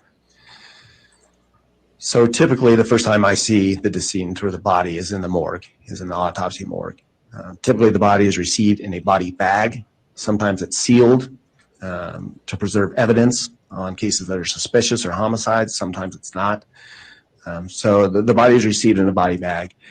We open the body bag, and the first thing I do is I observe just the decedent as is. So what were they wearing? Do they have any personal effects? Is there any evidence of medical intervention? And once those are documented, I will take off the clothes, we'll take off the medical intervention, we'll gather evidence if needed. That's going to be case by case. And then we'll get the body naked, and then I'll do a head-to-toe exam, which is called the external examination, where I'll describe the hair, eye color, ears, fingernails, pretty much everything from head to toe, and I'm essentially looking for anything that could be a cause of death, any natural signs of death, any trauma. And then once I'm done documenting that, I will do the internal examination, and that's what most people think about the autopsy. We will make incisions that allow us to look at all the organs in the body, the heart, the lung, the liver, and so forth. And with those organs, we'll weigh them, we'll examine them, we'll dissect them. Again, same idea. I'm looking for anything, any natural disease process, any traumatic injuries that could explain the decedent's death. Also, during the autopsy, we obtain specimens for different reasons. We typically try to get blood, urine, and vitreous fluid, which is fluid from the eyeball, and we'll use those to perform a wide variety of different tests. We can do toxicology, we can look at electrolytes in the body, we can look for glucose, if somebody has diabetes. So we collect all those as well. During your years as a medical examiner, have you had occasion to observe many cases in which the manner of death was homicide or was linked to a homicide? Yes. Okay. Do you know approximately how many? I would say on average about 20 a year for 10 to 11 years, so over 200. Okay. Doctor, were you involved in the autopsy of Joshua Jackson Vallow? Yes. Okay. If it's okay with you, I'm going to refer to him as JJ from here on out. When were you involved in that autopsy? On June 11th, 2020. And where did that take place? That took place at the Ada County Morgue. Was this the first time you had ever seen JJ Vallow? Yes. And approximately how long did that autopsy last? It took approximately 4 hours. Okay. And did you write a report summarizing your findings for that autopsy? I did. Based on that particular autopsy and based upon your education, training, and experience, have you formed an expert opinion concerning the cause of death of JJ Vallow? I have. What was that? I determined the cause of death to be asphyxia by plastic bag over the head and duct tape covering the mouth. And then there's another segment that's other significant conditions. I put bound with duct tape, bruising to the arms, and abrasion to the neck. But ultimately, the cause of death was asphyxia by plastic bag over the head and duct tape over the mouth. And do you make a determination as to the manner of death? If the autopsy is performed in Ada County, I do. We mentioned that there's a contract between other counties. We perform autopsies for a wide variety of counties around the state of Idaho because there aren't enough forensic pathologists out there. In those cases, our contract essentially says that we'll do the cause and then the coroner will do the manner of death. Okay. When you commenced your autopsy of JJ Vallow, can you describe for the jury what you initially observed? So initially, the body came within a sealed body bag, and it's sealed because we want to preserve evidence. It's just a way of us feeling confident that nobody's gotten into the bag or something's happened. So it's for evidence preservation. So we broke the seal on the bag and opened that bag up, and then the body was further enclosed within a black plastic tarp that was held together with multiple strips of duct tape. And then we opened that up, and that was the first time that you could actually see the body. Right from the beginning, there were some things that obviously jumped out. One, there was a white plastic bag over JJ's head. and it was wrapped around the face multiple times with duct tape all the way down to the neck. In addition, the forearms and the hands were bound with duct tape, and the ankles were bound with duct tape. JJ was wearing red pajama tops, red pajama bottoms, and black socks. Another thing that was quite obvious is the body was in a state of decomposition. There was decomposition fluid and dirt and mold on the pajama tops and bottoms. You could tell even with the clothing on that the body was in a state of decomposition by the color of the skin. And at that point, we essentially took photographs, documented how the body was received, and then we proceeded. Okay. So you mentioned you took photographs and documented how the body was received. Did you then conduct an external examination? Yes. What steps did you take in your external examination? So for the external examination, I guess backing up a little bit, with everything that was on the body, the clothing, the duct tape, the bag over the head, at that point, we started gathering our evidence. So what we did is we took the pajama tops and bottoms off, and we submitted that to law enforcement. We submitted the socks to law enforcement. The bag over the head with the duct tape, we made a single cut, removed it carefully, and we submitted that to law enforcement. With the duct tape around the arms, we made a single cut, unfolded that carefully, submitted that to law enforcement, and we also submitted the duct tape around the ankles. In addition to that evidence, we also did fingernail swabs. For evidence, we did hand swabs. The fingernails actually were easily came off because of the state of decomposition, so we ended up just submitting all of the nails for evidence.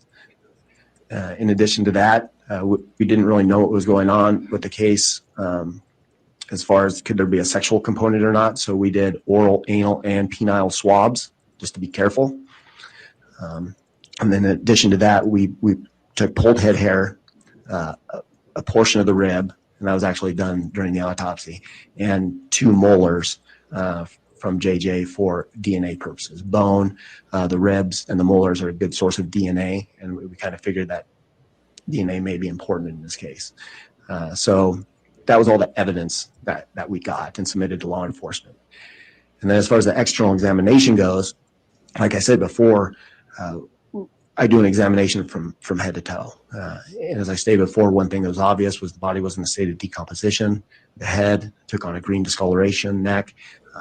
Other parts of the body had a light brown, leathery appearance that is consistent with decomposition. There's fairly extensive skin slippage throughout the body, including partial degloving or skin falling off of the hands and the feet. And that was essentially what I found. I also found some injuries that jumped out. One injury was a scratch. There were abrasions, appeared to be scratch-like abrasions on the left side of the neck. And Doctor, if I can ask you, why was that significant to you? That was significant to me in a case like this, considering the way he was found.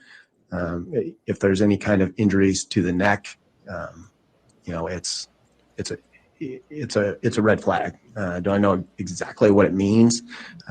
No, but I think some of the things that come to mind are, was JJ trying to get the bag off his head, and could there be scratch marks trying to get the bag off of his head? I wasn't there. I don't know exactly what happened, but those are the types of things that go through my head. There are additional injuries, including bruising of both upper arms, symmetrical bruising on the right upper arm and left upper arm. And there's also a diffuse hemorrhage on underlying the right thumbnail. There were also other areas that were concerning or suspicious for injuries that looked like bruising. There were areas on the ankles that looked like bruising that may have been associated with the duct tape. So when I looked at it grossly, they looked like bruises. But in all the injuries I described on the arm, the leg, the ankles. What you do in a case like this where there's significant decomposition is sometimes decomposition can make things look like a bruise when it's not a bruise. So we took incisions on the body in multiple areas that were concerning for bruising. The two areas that did show at least convincing hemorrhage in the subcutaneous tissue underlying the skin were on both upper arms. The bruising on the legs or on the ankles didn't show significant bruising or show bruising in the subcutaneous tissue. So to me, that means that it could have been a bruise, but I can't confidently say that it was. And so, doctor, you when you mentioned the hemorrhaging, I think below she's the stayed looking subcutaneous, down I at her say that chest the correctly? whole time. Yes. Layer, was that confirmation of bruising on the arms? Yes. And was there anything else notable in your external examination? I believe those were the most significant findings that I can remember off the top of my head. Did you find any signs of disease in your external examination? No. Okay. And after your external examination, you conducted an internal examination. That's correct. Can you describe that process for the jury? Yes. So as I stated before, we make incisions on the torso and on the scalp that allow us to evaluate the brain, heart, lungs, look at the ribs, all the different organs in the abdominal cavity. In this particular case, all the organs were still there and they were still well defined, meaning I could tell that's a heart, that's the right lung, there's the liver, there's the adrenal gland, so forth. All of the organs, as to be expected, showed decomposition changes, but I did not see any trauma to the internal organs, and I did not see any evidence of overt natural disease to any of the organs. Did you check for rib fractures? Excuse me. Yes, I did. haven't. Actually, when you remove the chest plate, you get a good look at the ribs. And in this case, on a case where you're really looking hard, what you do is there's a thin layer of soft tissue, the pleura, that you actually, in this case, I pulled away to even evaluate so I could actually see the bone itself. And I did not observe any rib fractures.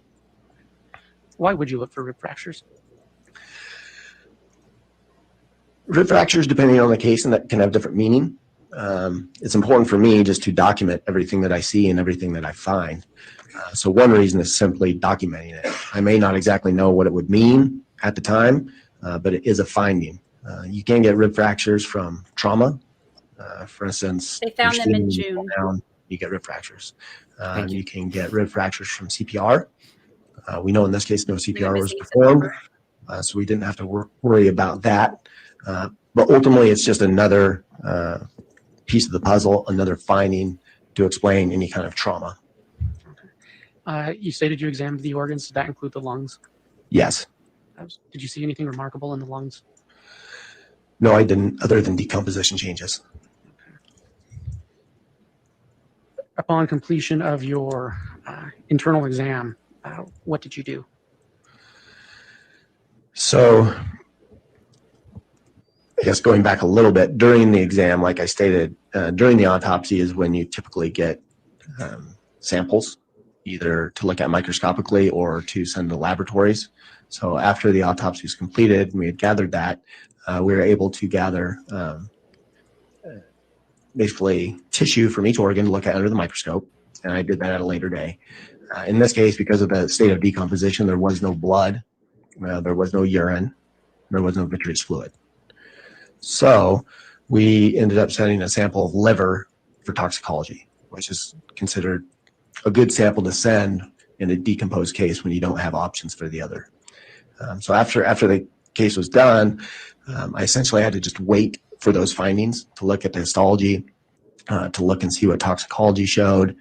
We also did full body x-rays in this case before the autopsy, looking for any kinds of bony abnormalities. What were the results of the x-rays? The x-rays did not show any overt bony fractures or bony abnormalities. Okay. And you mentioned that you sent off portions of the liver for a toxicology report. That's correct. And did you receive the results of that? Yes. What did you find in the toxicology report?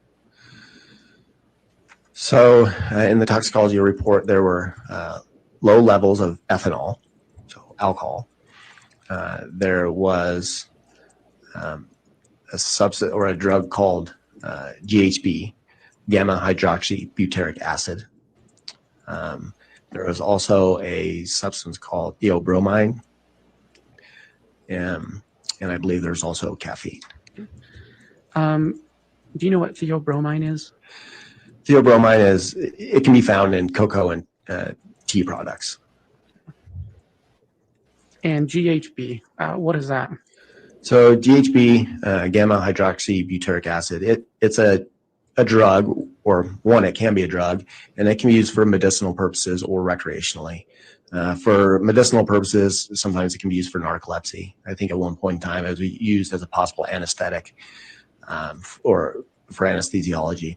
Recreationally, it's often referred to as liquid ecstasy. Some refer to it as a date rape drug. What it does, it acts as a depressant on the central nervous system. It can give you a sense of euphoria. It can give you a sense of calming, relaxation. It can increase libido. It can cause amnesia as well, which essentially would be loss of memory during the time that the substance is on board. So recreationally, it can be used for all of those things. In addition, GHB is naturally found in the human body. It is predominantly in the central nervous system. And again, like I stated, it acts as a depressant, and it also can be found in lower amounts in the peripheral tissues. Okay. And were the amounts of GHB, how would you characterize the amount of GHB found in JJ Vallow? The best way to describe it is inconclusive. So GHB was found. So we know through literature, the medical literature, that GHB can be found in tissues, including liver, post-mortem. There's really no way for me to tell for sure whether this is just a naturally occurring product in the body that was there, or if JJ was given GHB. I can't say one way or the other based on the levels. Your Honor, we're about to enter a different portion of this questioning, and I wonder if this might be a good time for the mid-morning break. Okay, agreed that it is. So we will go ahead and take our mid-morning break and try to come back on in about 20 minutes or so. I know they are having some technical issues with the simulcast, so perhaps they can work on that and see where things stand for that. But we'll take that mid-morning break and come back on soon. All right, please.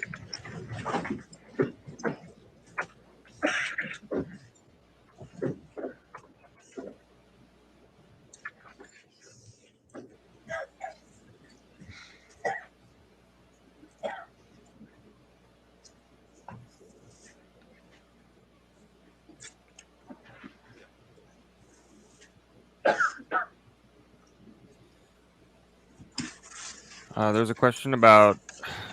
Sorry, I'm trying to pull myself together. We'll be back at 35 after. There's a question: what was the level of GHB?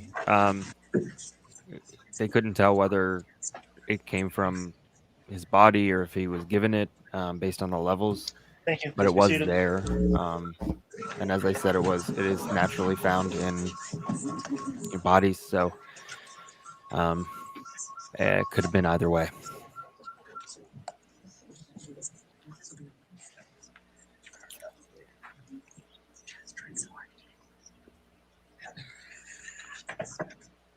What was that? You can hear them whispering. It sounded like Chad's trying so hard to get into this trial.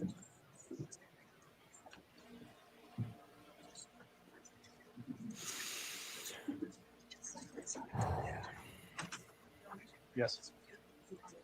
Okay. What's the timestamp on that? Pay attention to the timestamp. I was about to say, pay attention to the timestamp, and when we finish, listen to it. I'll pull the audio regular and try to enhance it. It's like 1:33:32.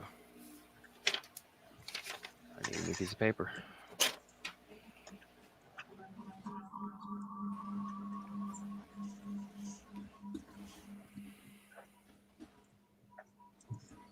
If we can't hear it on the normal speed, I'll try and improve upon it.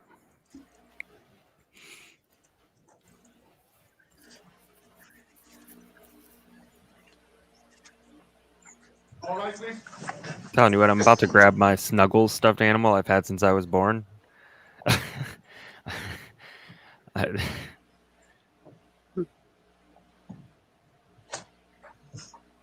Yeah, I mean, this is hard. This is hard testimony.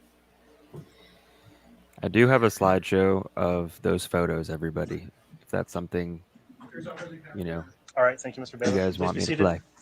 Just let me know.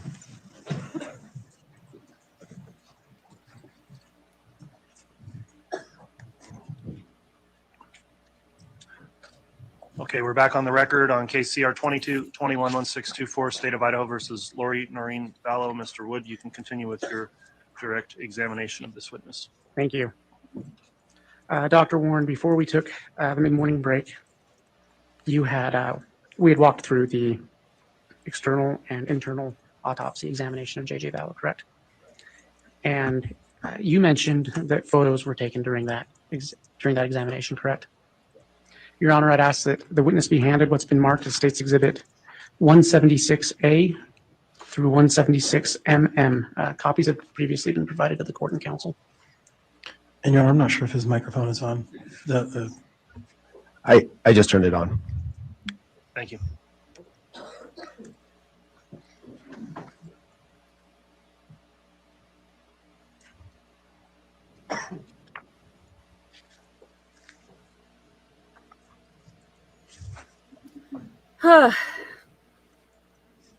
Yes. 7 and 4. Mine will be 20 this year. I went into labor on Labor Day. He's a Labor Day Well, baby. if that wasn't appropriate. I know, right?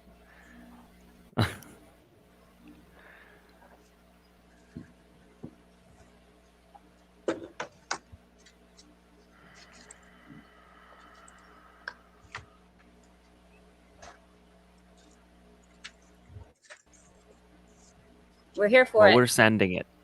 We're sending it. All of it to all of you. That's what my response was the first time she told me. Right? Yep, that's exactly what you said. Yep, he'll be 20 this year. People here all the time. I do have happy photos. People here all the time think that I'm his sister, which I love. Yeah, y'all, I wasn't specific. I do not have. I wouldn't post those. I wouldn't show those. I don't have them, but I do have photos that you all submitted on Twitter, including some of the therapy dogs that I work with. So if you want to see the happy photos as we're going through all of this, just holler and I'll start playing it. It's about 10 minutes long, and we can put it on loop if we wanted to. Doctor, can Yes, you look Strawberry through Queen, I have- Exhibit 176A through 176MM, briefly review that, and then let me know when you've had a chance to review it. Okay.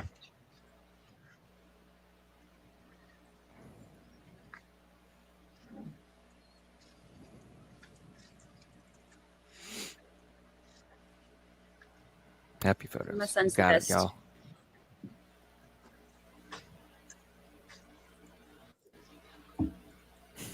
That was the first one.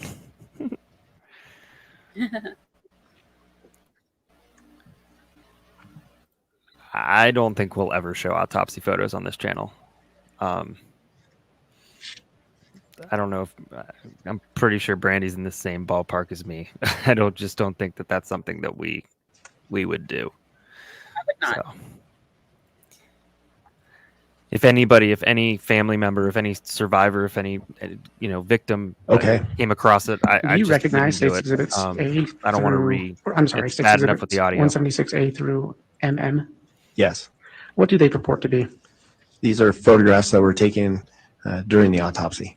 And this is the autopsy you discussed earlier on June 11th of 2020? That's correct. And you were present for that autopsy? Yes. And do you recognize these photographs as true and accurate representations of what you witnessed and observed on that day?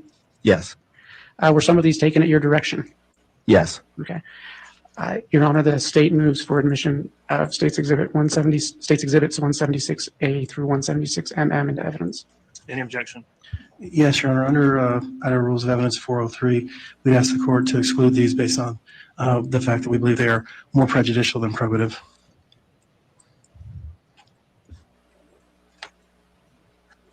All right, what's the response from the state on that objection?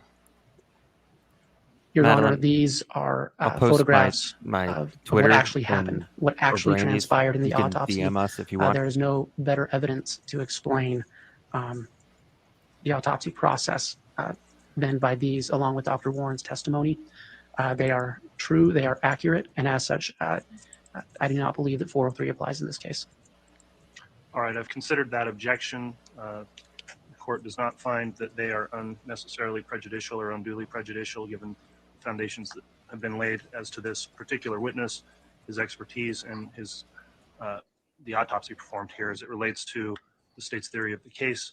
So having considered that objection, the objection will be overruled. And for that reason, exhibit photographs 176A. And so the record's clear that goes through 176Z, and then starting at 176AA through 176MM are admitted. Your Honor, I apologize. May the court reconsider possibly doing this in a black and white format rather than full color? And the state would object to that. There's no reason to alter the reality of the photographs. Well, as I said, it was on, well, All right, and I've considered that objection as well. Let me have a quick sidebar with counsel, however.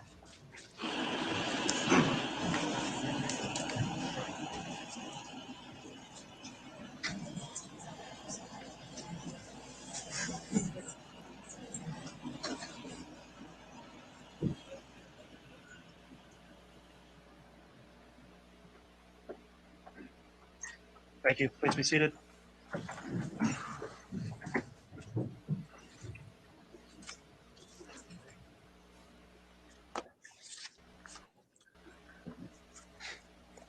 That's Gracie, All I right, think. counsel, we had a The one who sidebar, likes my voice, and apparently. as it related to these autopsy photographs, I have considered this evidence, and I apologize for the delay this caused. I made a decision that caused us to make some technical adjustments here based on objections lodged by the defense and in consideration of whether or not a particular exhibit may become potentially prejudicial or inflammatory. The courts determined that, number one, it would be inappropriate for many of these photographs to be publicly demonstrated because of the graphic nature of the photographs. Number two, the jurors are entitled to view and see the photographs, but the size of the screen, if they're projected up onto the monitor up there, I would find potentially could be prejudicial just to blow the photos up to that size. And so they will be demonstrated and published to the jurors, but through the monitors that the And jurors both have of ours. to contain the size of them and perhaps I love these the cats. impact they may have with regards to the objection made by the defense. That's the So face as I my wife understand it, gives I me when I believe we've make a arranged joke. things so that these photographs will be shown on the monitor of the witness, which the court can see. Counsel should be able to see as well. Georgia and Bulldogs. the jurors, but not the public, and they won't be shown on the overhead projector. So thanks for your patience in us getting that set up. Mr. Wood, they shouldn't be able to. So we'll have to double check as we get going here before we get into the more graphic photographs and make sure they're not being shown in the simulcast location also. Well, and that's right. And counsel, just with the state's monitor, perhaps you could also just position yourselves in such a way that it's not just totally visible to all the public here. So that's the ruling I've got in terms of publishing these. So, Mr. Wood, I apologize for the interruption. With that ruling, we'll get started, and then hopefully things are technologically set up to incorporate that ruling. Thank you, Your Honor. I would just note for the record, the state did not take a position on that and just left it at the discretion of the court. Okay, thanks, Mr. Wood. That's correct.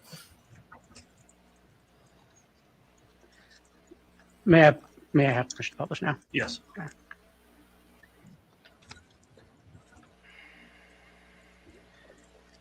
If it gets too much, focus on the Dr. Warren, do you cuteness see that on and your the happy screen? stuff. Yes. Please. Yes. Your Honor, I would note This is I'm a little bit blind hard. as to how this looks to the jury and on the screen. So I may need some feedback on I it. think your counsel can probably help Okay. you as well with their monitor. what is depicted in State's Exhibit 176A? This is a photograph that the decedent was in when I first saw the decedent, how the body was received in a black sealed body bag. You can see there's a red seal that's sealing the zipper of the body bag, and the ruler is simply that's the case number that we have assigned to this particular case. Can you read that? Sorry, can you read that case number into the record? It's 200611-15. Thank you. What is the significance of the that lock or seal?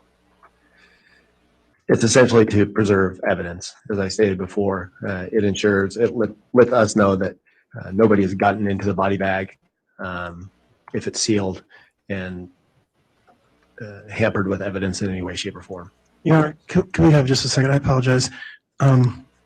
There's really no objection other than the fact that there's no way to follow the court's order because the state's screen is being viewed by everybody back here, and I'm not sure about the jurors if their monitors are being seen. All right, I don't believe the juror monitors are visible to the public, and the one concern monitor, I guess, is at the state's counsel table, and if there's just a way, maybe Mr. Ramel, you could just stand behind that as a way to block view of public behind you. I knew having this many prosecutors would come in handy at some point.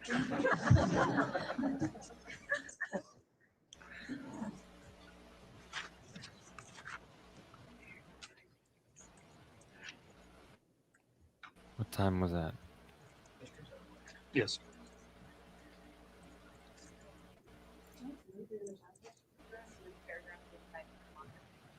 You could do that as well. I mean, that if the monitor would turn around, maybe just for this portion, you could do that.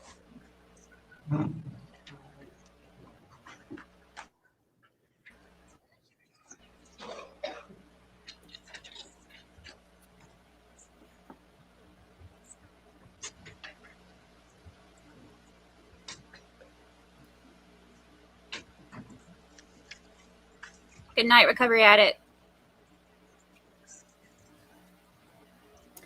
We'll see you tomorrow with Dr. Oh, is tomorrow Thursday? Tomorrow's Thursday. Isn't tomorrow the special guest day?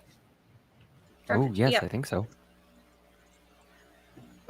These doggos are some of the The therapy behavior- dogs that I work with. Yeah, I think he's the behavior Yeah, specialist tomorrow, or the recovery behavioralist. addict has Your Honor, a can we behavior request an extra class? specialist. Yeah, it's going to be on Dr. Yeah, G. I'll put up. There you go. That'll be super All right, interesting. apologies again for that delay working There on it the is. logistics Dr. here G for a 10. moment. I think we got things worked out now, and I think we have cut one of the camera feeds for the simulcast. If you've never We still have tuned the audio in the other into camera Recovery feeds. Addict, you totally So, should. Mr. Wood, Yep, if you'd there you like to continue with your direct examination at this time, you can. Thank you.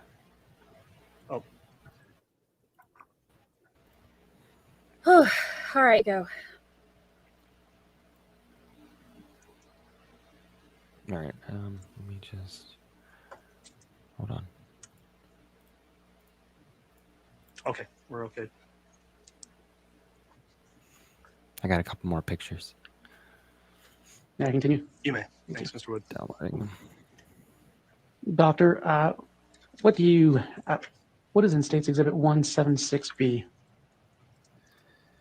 This is the red body lock after it's been cut by our forensic team and removed. Okay.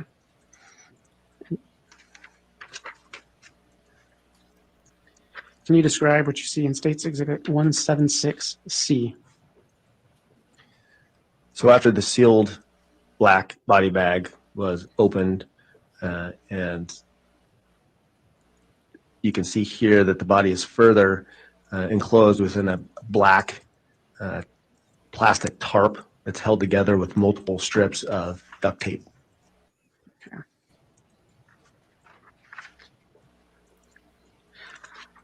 And when you reached that point in your autopsy, what did you do? At that point, we opened that bag and we had to peel back some of the duct tape in order to do so. And then we handed over that black bag to law enforcement as evidence. Can you describe what you see in State's Exhibit 176D? So you can see here, the deceased is within that black body bag. So I guess at this point we actually haven't submitted as evidence yet. But this is when we opened up that black bag with the duct tape, and this is the first view of JJ, the deceased. You can see, you can't see it real well on this photograph, but there is a white plastic bag over the head, and it's wrapped multiple times with duct tape. Can you describe what you see in States 176E? So this is a better photograph that shows the white plastic bag over the head and the duct tape over the head. You can see there is a defect right above the duct tape on the white plastic bag. And I was informed before the autopsy started that law enforcement had made a small tear in that bag just to make sure that there was human hair and it was identifiable. And so that's why that is presumably there. And is the area where I'm pointing my pen the defect you're referring to? Yes. Okay. In addition, you can see JJ is clothed in a red pajama top that's partially soaked with decomposition fluid. And you can also see that the forearms and the wrists and the hands are tightly bound with duct tape as well. Can you describe what you witnessed in States Exhibit This is still 176F? This is a photograph of the lower body now. You can see there's a blue and white blanket that partially covers the lower extremities. You can also see that JJ is wearing a red pajama bottom and black ankle-high socks. And then you can also see the duct tape. The ankles are bound with duct tape as well.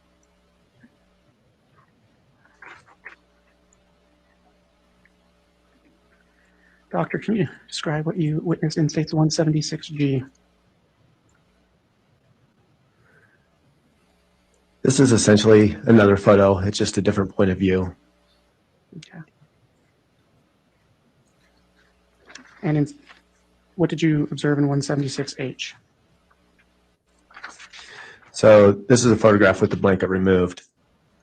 You can better see what JJ is wearing, and you can also see the extent of the decomposition fluid on the clothing better, as well as you can see a small portion of his arm, his left upper arm, and you can see it's in a state of decomposition.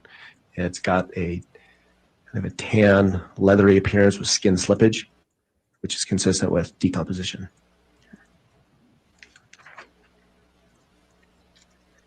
Can you describe what you witnessed in States Exhibit 176I? And this is simply a photograph of the lower half of the body with the blanket removed, just better showing the pajama pants that JJ was wearing.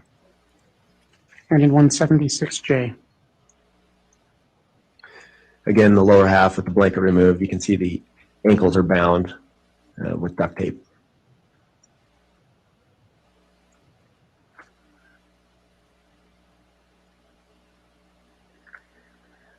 Doctor, can you describe what you witnessed in 176K? So as I mentioned, at this point, we're gathering evidence. So at this point, we made a single cut along the left side of the head to remove the white plastic bag and the surrounding duct tape. And we reflected it, and you can see a portion of JJ's face at least. And you can see that there's a strip of duct tape covering JJ's mouth that's essentially running from jawline to jawline.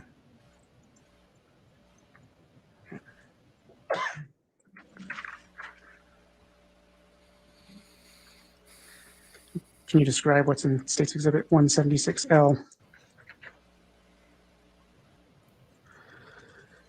So we carefully removed the plastic bag and the duct tape from JJ's head, and that's a view on the inside. So that would have been where JJ's face was, and you can see there is some fluid and there is some tissue, decomposed tissue, and that fluid is I interpret it as being decomposition fluid. It's common to get decomposition fluid or purge fluid after somebody dies, especially when they're going through the decomposition process. So my interpretation was this was some sloughed off skin from JJ's face and decomposition fluid or purge fluid.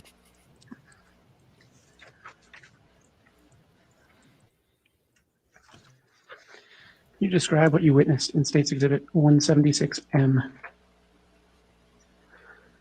So this is a photograph with the bag with duct tape removed, better showing the strip of duct tape covering JJ's mouth. You can also see that JJ's face is in a state of decomposition. It's has a diffuse green discoloration, and there is skin slippage, predominantly near the forehead, and you can also see his hair. Doctor, just for clarification, where I'm pointing my pen, is that where you're describing skin slippage? Yes. Okay.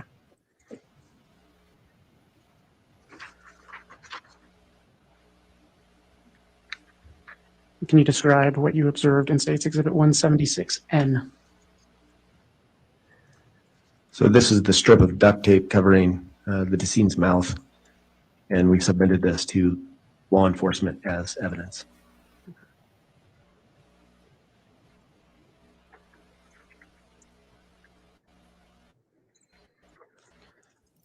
Doctor, will you describe what you observed in State's 176O? So this photograph just highlights the duct tape where the forearms and the wrists and the hands that are wrapped multiple times with duct tape.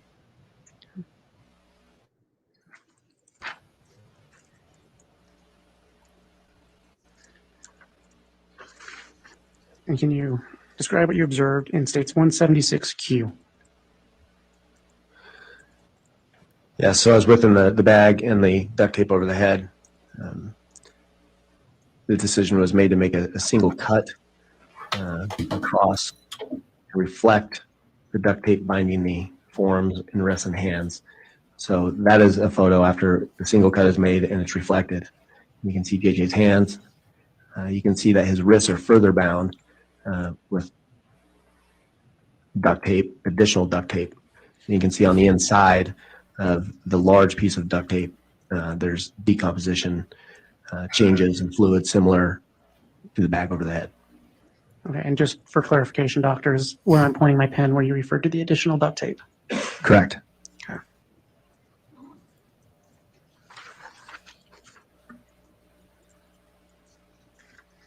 Can you describe what you observed in State's 176R?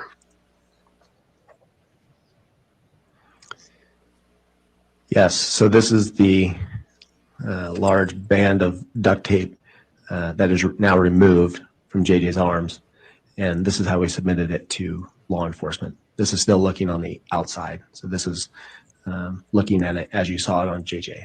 Okay. And can you describe what you observed in State's 176S? Oh, sorry.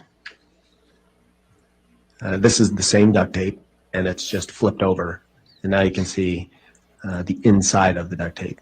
I guess the only thing that's really notable is that you can see the decomposition staining on large portions of the duct tape.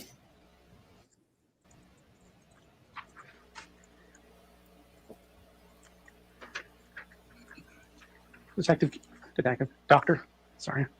Can you describe what you observed in State's Exhibit 176P? This is simply a close-up picture of the duct tape around the wrists. Okay. And when you reviewed that, how specifically was that wrapped around the wrist? Right, so how was it wrapped around a wrist? So it appeared that it had been wrapped around one wrist, and then the other wrist had been laid on top of it, and then that was wrapped around the other wrist separately. So they weren't wrapped together per se, more like one was wrapped, and then the other one was wrapped.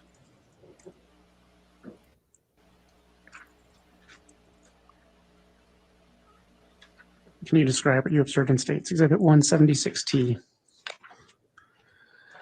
This is a photograph of the duct tape after it's been removed around the wrists and how it was submitted to law enforcement. And is that the same thing as in State's Exhibit 176U? Yes, Just the opposite side? that's correct. Thank you.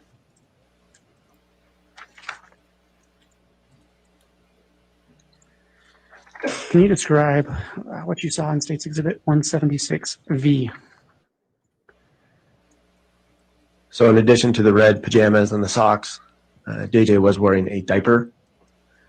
This diaper, as you can see near the top of the photograph, it's still, you can see the white and the blue, the normal coloring of the diaper. In the mid portion, especially towards the bottom of the diaper, that's all decomposition fluid and probably decomposition sloughed off tissue. Okay.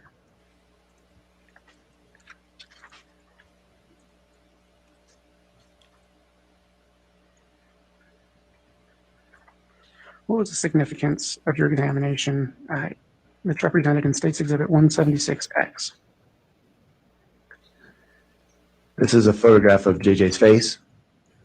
The importance of that is, one, we always get a photograph of the decedent's face, just as part of the normal process. Two, at the time, it did help us with a preliminary identification, visual identification, based on photos that I had seen and everyone else in the room had seen, that this did look like JJ. So it served that purpose as well.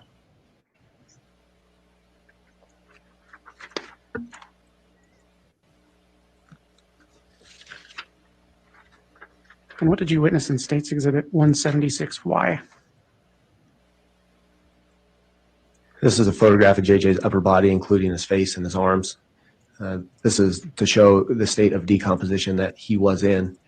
As already noted, his face has a diffusely green discoloration. On his chest, abdomen, and upper arms, you can see that there's a green to tan skin discoloration, and there's fairly extensive skin slippage that's scattered on the chest, the abdomen, both upper arms, and you can see a little bit on the hands.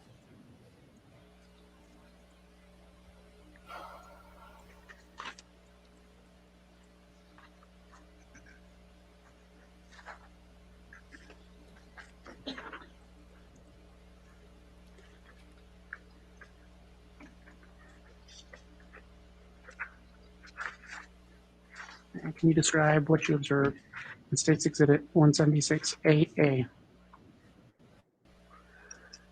This is a photograph of JJ's lower half, his legs and his feet, and that's very similar appearance to that of his chest and abdomen, in that there's a obvious discoloration, tan greenish discoloration, and there's scattered skin slippage on both thighs, knees, shins, and both feet.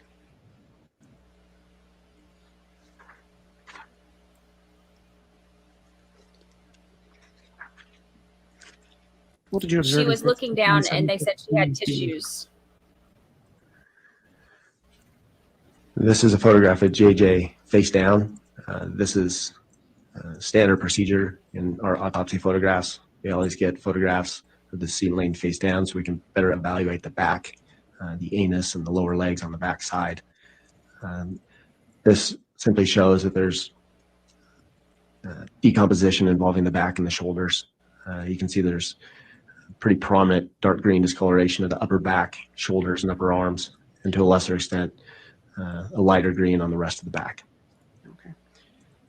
Doctor, do you have an opinion as to what these spots on the side of JJ are?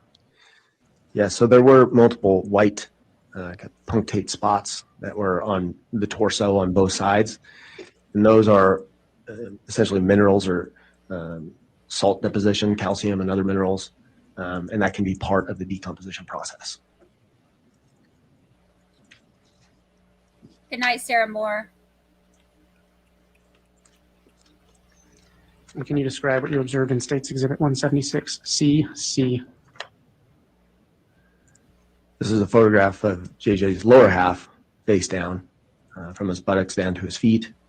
Again, showing the evidence of decomposition and the discoloration of the skin.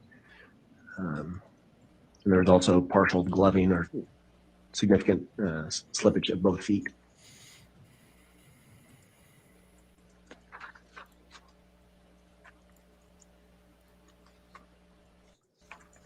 Can you describe what you observed in State's Exhibit 176DD?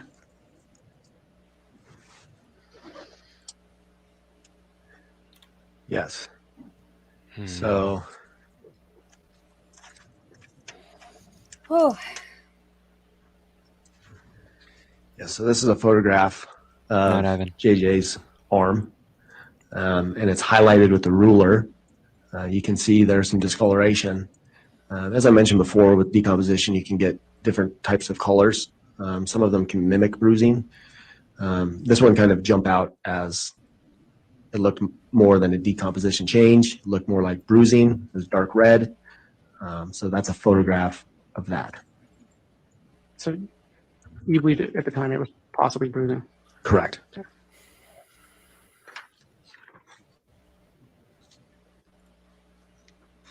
What did you observe in State's Exhibit 176EE? So this is just a closer up photograph of what appeared to be bruising on JJ's arm.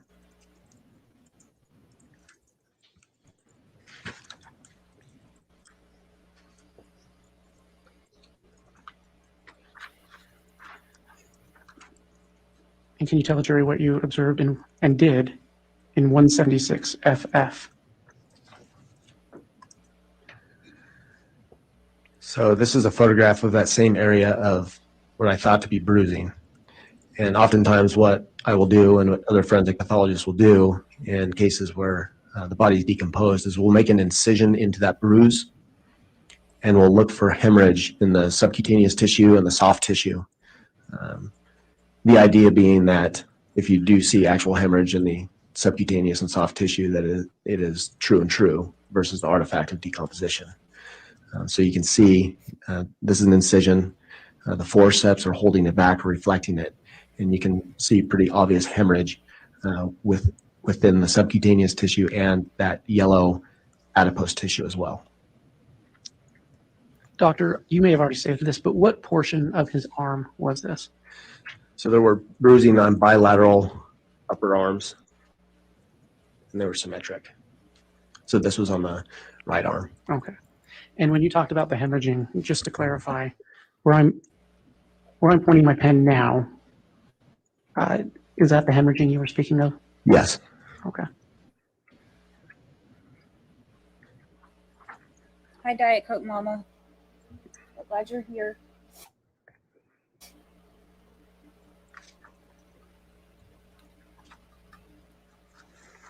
Can you state what you observed in State's Exhibit 176MM? So this is a photograph of JJ's neck, the left side of his neck. And you can see, if I can orient you a little better, so at the top you can see hair. So that would be hair on the left side of JJ's head. And then this is a photograph of the left side of his neck. So there's a couple things you can see. One, you can see a slight or faint impression of where the duct tape was around the neck. And it's fairly well delineated. And then in addition, you can see multiple brown to light brown abrasions, some with a small amount of red hemorrhage that are scattered on the left side of the neck and on the left angle of the jaw. Doctor, I'm going to ask you to pause real quick. I just realized I put this on the Elmo at my angle. Is it better seen at that angle? Yes. Okay, I apologize. So to orient you now, so JJ's eyes and his nose and his head would be, it's out of view, but it would be on the top part of this photograph. His body would be on the bottom half of this photograph. And this is a photograph of the left side of his neck. So again, you know, that impression, if you can appreciate that, it's very well delineated along the superior inferior borders. And then you have multiple abrasions, these light brown to red abrasions that appear most consistent with scratch-like abrasions in my experience, some with hemorrhage that are on the left side of the neck and the left angle of the jaw. Doctor, just for clarification, where we aren't able to use a pointer here. Good night, Marilyn. When you mentioned the impression, is this what you're referring to? Yes. Okay. And are these the abrasions you're referring to? Yes, that's correct. Okay.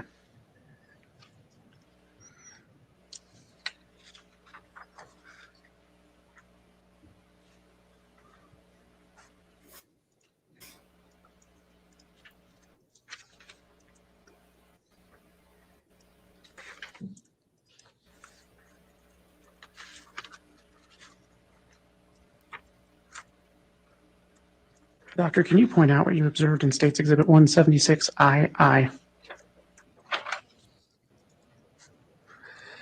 Yeah, so this is a photograph of JJ's right hand. As mentioned earlier, there was partial degloving, which essentially means there's a significant amount of skin slippage on the hands. And you can see the right thumb kind of sticks out. All the other fingernails had a very similar appearance, pretty unremarkable. The right fingernail or subungual tissue underneath the fingernail, there's this bright red bruising. Doctor, is this what you're referring to, where I'm pointing my pen? Yes. And what is the significance of that? It essentially means that there's been trauma to that area and blood vessels have been broken and essentially it's caused a bruise. Okay.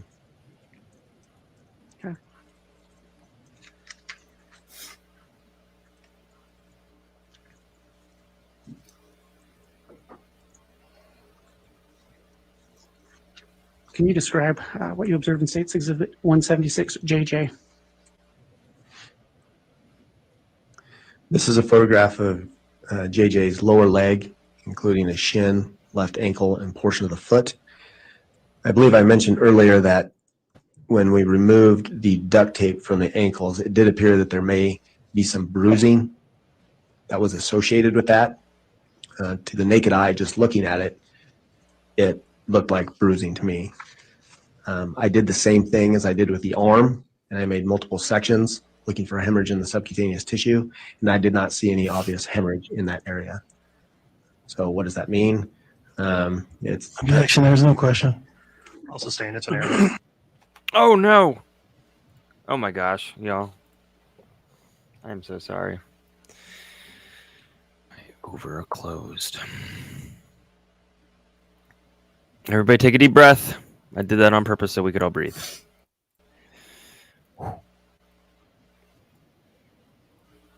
When you did that incision and observed the lack of hemorrhaging, what did that mean to you?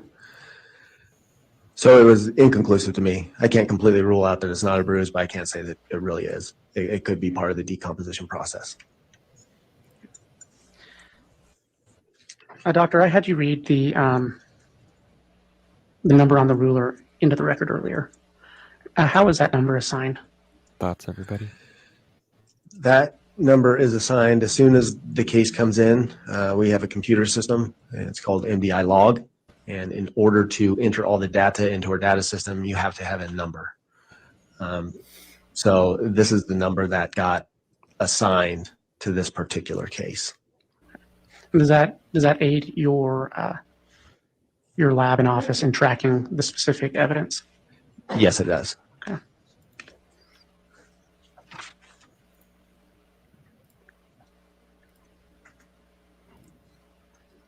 Try 1.5. See what happens. Your Honor, I'm about to move into a separate discussion with Dr. Warren. More than happy to take up another 10 minutes to do so, but just wanted to ask if the court wanted to break for lunch now or to continue going. Are you through those exhibits at this time, Mr. Wood? Yes. Okay. I would suggest let's keep going for a few more minutes. If you want to go into a new topic, we'll take a moment and reconvert things to the way they were in terms of the monitors in the case. I will note on the record also that the victims, if they would like, will be given an opportunity to view these exhibits in a On separate the setting. ticker. I'll leave that up to them to communicate with the state's victim witness coordinator if they wish to see those. If you want to send them my way, I'll Okay. open my email. Doctor, were you involved in the autopsy of a Tylee Ryan? Just a moment, Mr. Wood. I'm going to let your counsel go ahead and flip the table back around with their monitors so they're set up the way they're more comfortable. And I appreciate everybody's assistance on setting that up the way we did.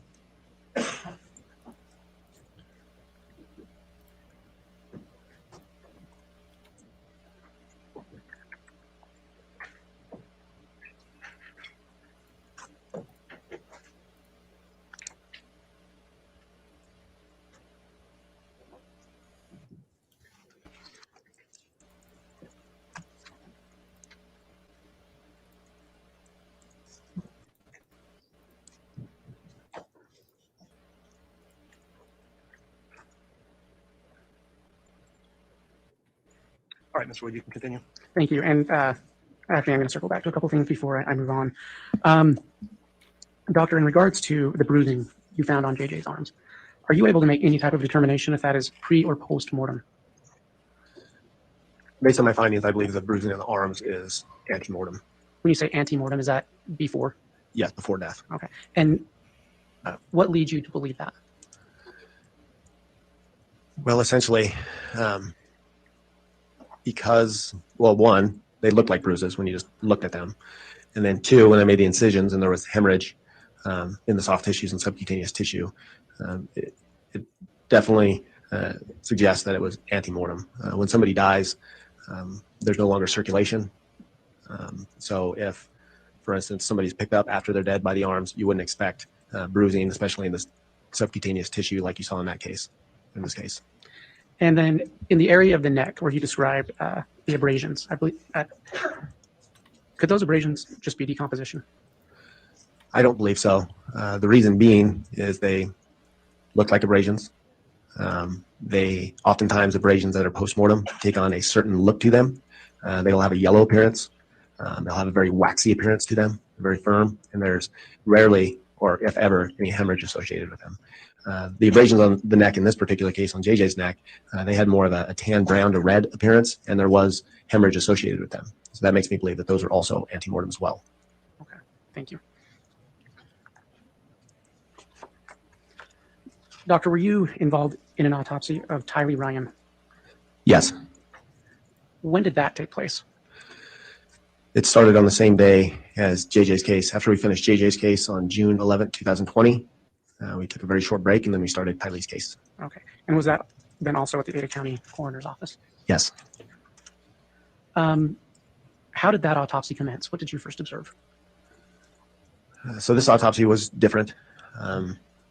The vast majority of the times when I perform an autopsy, I get an entire body, and there's a process that we went through, like with JJ, that I go through. Tylee's case was different. It was received by me or Tylee's remains were received in 3 separate sealed bags. One of the bags, or 2 of the bags, were black body bags, and the third was a large brown paper bag that was sealed, and within that contained 5 other paper bags within it. So I received Tylee's remains in multiple different bags. Okay. How long did that autopsy last? That autopsy lasted is much longer because of the process of sifting through the remains, trying to identify bones, soft tissue, multiple x-rays, cleaning the bones, getting them ready for anthropology. It took on the order of several days, but probably about a week. Okay. And I'm sorry, did you just say you x-rayed that material? Yes, we x-rayed all the bags and all the material that we received. And what was the purpose of those x-rays? You do that in order, you're looking for, one, what kind of possible remains you have, how many bones can you see in the x-rays. So what are we kind of looking at as far as how much did we receive? You're also looking for foreign objects. Most importantly, you're looking for projectiles such as a bullet. In this case, we had to keep an open mind. We were looking for anything, bullets. Is there any portion of a knife? Is there any other foreign debris that can be found on x-rays that we could collect as evidence? Okay, and did you find anything with those x-rays? There were no projectiles. There were no portions or pieces of weapons. Essentially what we saw was collections of bones, in most of them, along with other debris. You could see there's a lot of mud, a lot of dirt that came up on the x-rays as well. Okay. Based on the remains you received, were you able to do any types of toxicology? Yes. How were you able to do that? So in this case, with the remains, there was no blood to send, there was no urine, no vitreous fluid. So one sample that can be used for toxicology is skeletal muscle. And in this particular case, there were large pieces of identifiable skeletal muscle. So I cut into the skeletal muscle and I got the best tissue that I could, and then we send that for toxicology. And did you receive reports of that toxicology? Yes. What were the results of that? So I believe it came back positive for ibuprofen. It came back for a common decompositional product that we see in most cases of decomposition. It came back with a carbon monoxide level, a carboxyhemoglobin saturation level, and also a carboxyhemoglobin saturation level, and also iron. So just to explain the iron, carboxyhemoglobin, those. So any kind of fire death. In this case, we knew we were dealing with burnt remains. We tested for carboxyhemoglobin. So carboxyhemoglobin or carbon monoxide in fire is often released along with multiple other gases. And if that is breathed in and the person is alive, then you'll get a high carboxyhemoglobin saturation level. So that's why we even did that test. In this particular case, the the carbon monoxide level came back extremely low, meaning that there's no evidence to support that Kylie was alive when she was burned. Skeletal muscle is not the best sample to test for that. Blood is, but skeletal could give you an idea. Okay. Were you able to find and identify any organs? Yes. What did you find? So amongst the debris of the dismembered body, we were able to find, I was able to find the heart. I was able to find, and it was actually connected still to the right and the left lung. I was able to find one kidney. I was able to find a few small segments of bowel. I was able to find portions of a liver, and also there were very small fragments of brain matter. Now, with that being said, this was not like in JJ's where the organs were very still intact and easily identifiable. These organs had severe decomposition. They had significant burning artifact. They were charred. They were shrunken. But those were the organs that I found. And presumably the rest of the organs either burned away or just were never found. And were you able to identify specific bones? Yes. Can you just give a brief summary of some of the bones you were able to identify? Yes. So in one of the large bags, there was essentially the pelvis with portions of at least first portion of the femur that were attached to them. So your right pelvis, left pelvis, sacrum, and then small portions of the femur. In one of the other large bags, we were able to find portions of the skull, including the superior portion of the orbit, where the eyeball would be, other fragments of the skull, fragments of the mandible and maxilla, with some teeth still intact. There were multiple vertebral bodies from a vertebral column that were identified, both clavicles.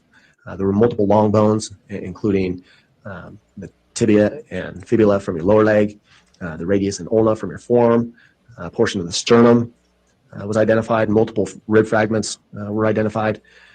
I think those were the main bones that were found. And again, these weren't nice, clean bones. These were bones that had significant artifact secondary to the fire. So when you say significant artifact, does that mean effects of the fire? Yes, they were blackened and charred, and also it was presumed that some of the artifact was due to the dismembering process as well. Okay. Mr. Wood, will this be a good time to be able to break? Can I ask a couple more questions? Sure, go ahead. Dr. Warren, based on your autopsy of Patty Ryan and based on your education, training, and experience, have you formed an expert opinion concerning the cause of death of Patty Ryan? Yes. What is that cause of death? I determined the cause of death to be homicide by unspecified means. And homicide by unspecified means, does that have a specific definition? It does. So homicide by unspecified means is a term that is or can be used for the cause of death when the forensic pathologist has essentially looked at the totality of the case, including the circumstances of the death, the autopsy findings and lack thereof autopsy findings in this case, the toxicology, and also based on medical and social records that the forensic pathologist, which is me in this case, feels that the cause of death was by homicide, but I just can't pinpoint exactly what that was. Most homicides, you can say something like gunshot wound to the head, the body's intact, or a stab wound to the heart. I can't do that in this case. And it should be noted that I guess the term homicide by unspecified means, it's widely used in the forensic pathology world. And it's been around for decades, for several years. And there's been published articles about specific guidelines and criteria that you should follow in order to come to that conclusion. So that's where that term comes from. Okay. Your Honor, we can break now and then we'll continue with Dr. Warren after the lunch break.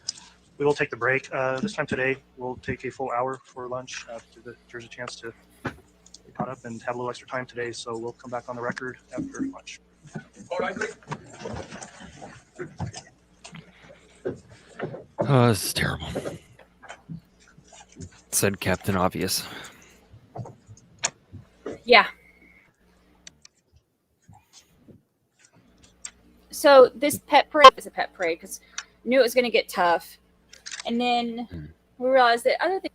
So we made Makes You Happy parade, and helps so much. Been a couple times where things get so heavy, and I have to kind of put it aside for a second, look at this, and then regroup. So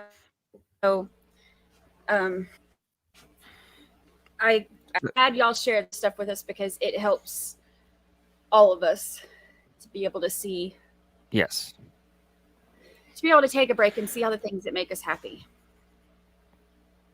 And speaking of breaks, here's what I want. I want us to take just 4 minutes. If you have a couple of witty one-liners or some puns or a joke, drop it in the comments section. We'll take 2 seconds to kind of reset, and then we'll get back into it. You all are so great sending in all these happy things. Let's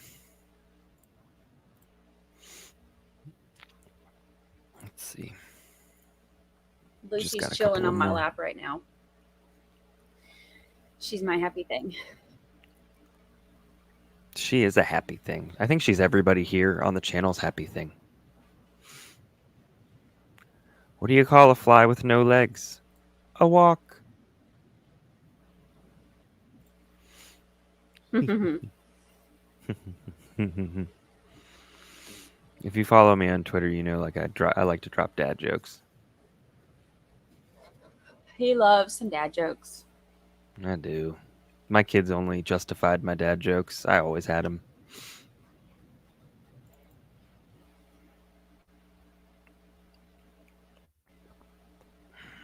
You messed up did you mess up the punchline, Dusty?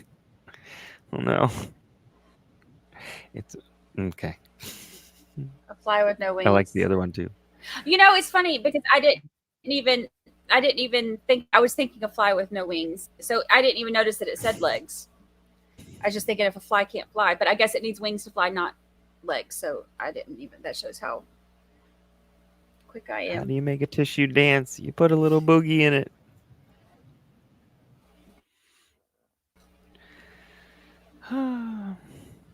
Oh, here's one. I love Why that. do ducks have tail feathers? To cover their butt quacks. That's one of my faves. I love that joke. It's one of my favorites. For sure. Oh my gosh. Why did Johnny Appleseed cross the road? To get to the other cider.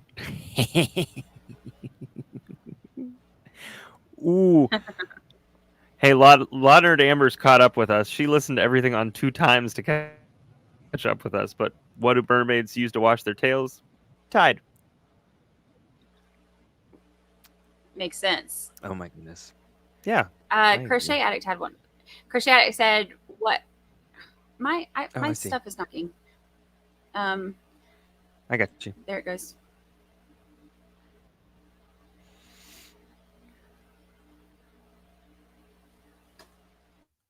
Why can't I click on anything? I clicked on it. Do you want me to read it? Yep. Okay. What did the hot dog say when it crossed the finish line? I'm the wiener. I'm the wiener. How do you get Pikachu onto a stool? You Pokemon.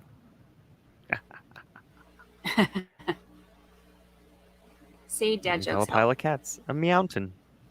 It's true. Aw. Let's see. Beautiful plate of mac and cheese accepted as a happy pick for the PowerPoint. Heck yeah. Who doesn't love mac and cheese? It makes everybody happy. Yes, for sure. 2 cannibals eating a clown. Does this taste funny to you? Super inappropriate. Of course it involves food. Super inappropriate. Of course it does. Kids do this, right? For I wish y'all could have seen. Yeah. One of the first. Was it the first week that we did this stream? And Dean Sparks ate one of everything the entire time. And every time I look, everything he posted was, oh, I'm getting ice cream, and now I'm getting this, and now I'm getting popcorn. And then it was like a tequila, like a Coke float, but with tequila, like all kinds of stuff. Dean Sparks. What do you call a deer with no eyes? No idea. What do you call an elephant who can do more than one thing at once? A multitasker. Let's see. All Aw. right.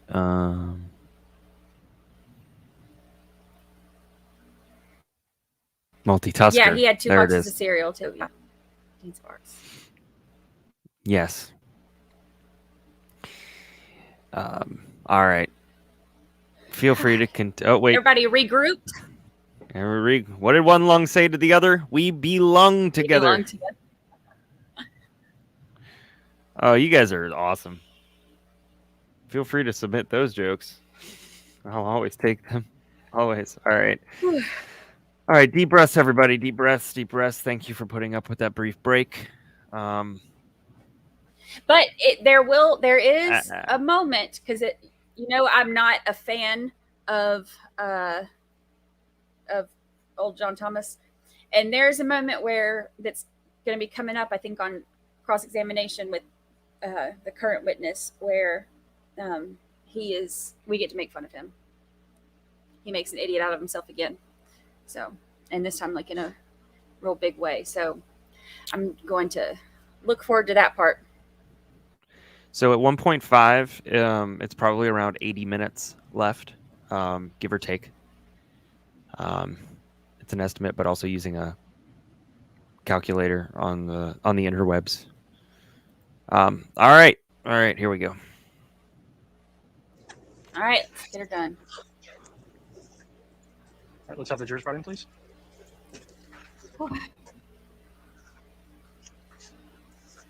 My Letitia hair is Going. starting to fall. Why'd Tigger go to the bathroom? He was looking for poo. Oh my gosh, Dean. That sounds both horrifying and amazing at the same time. That's what it was. Sophisticated.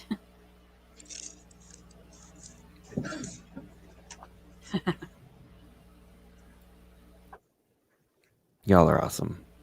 Truly.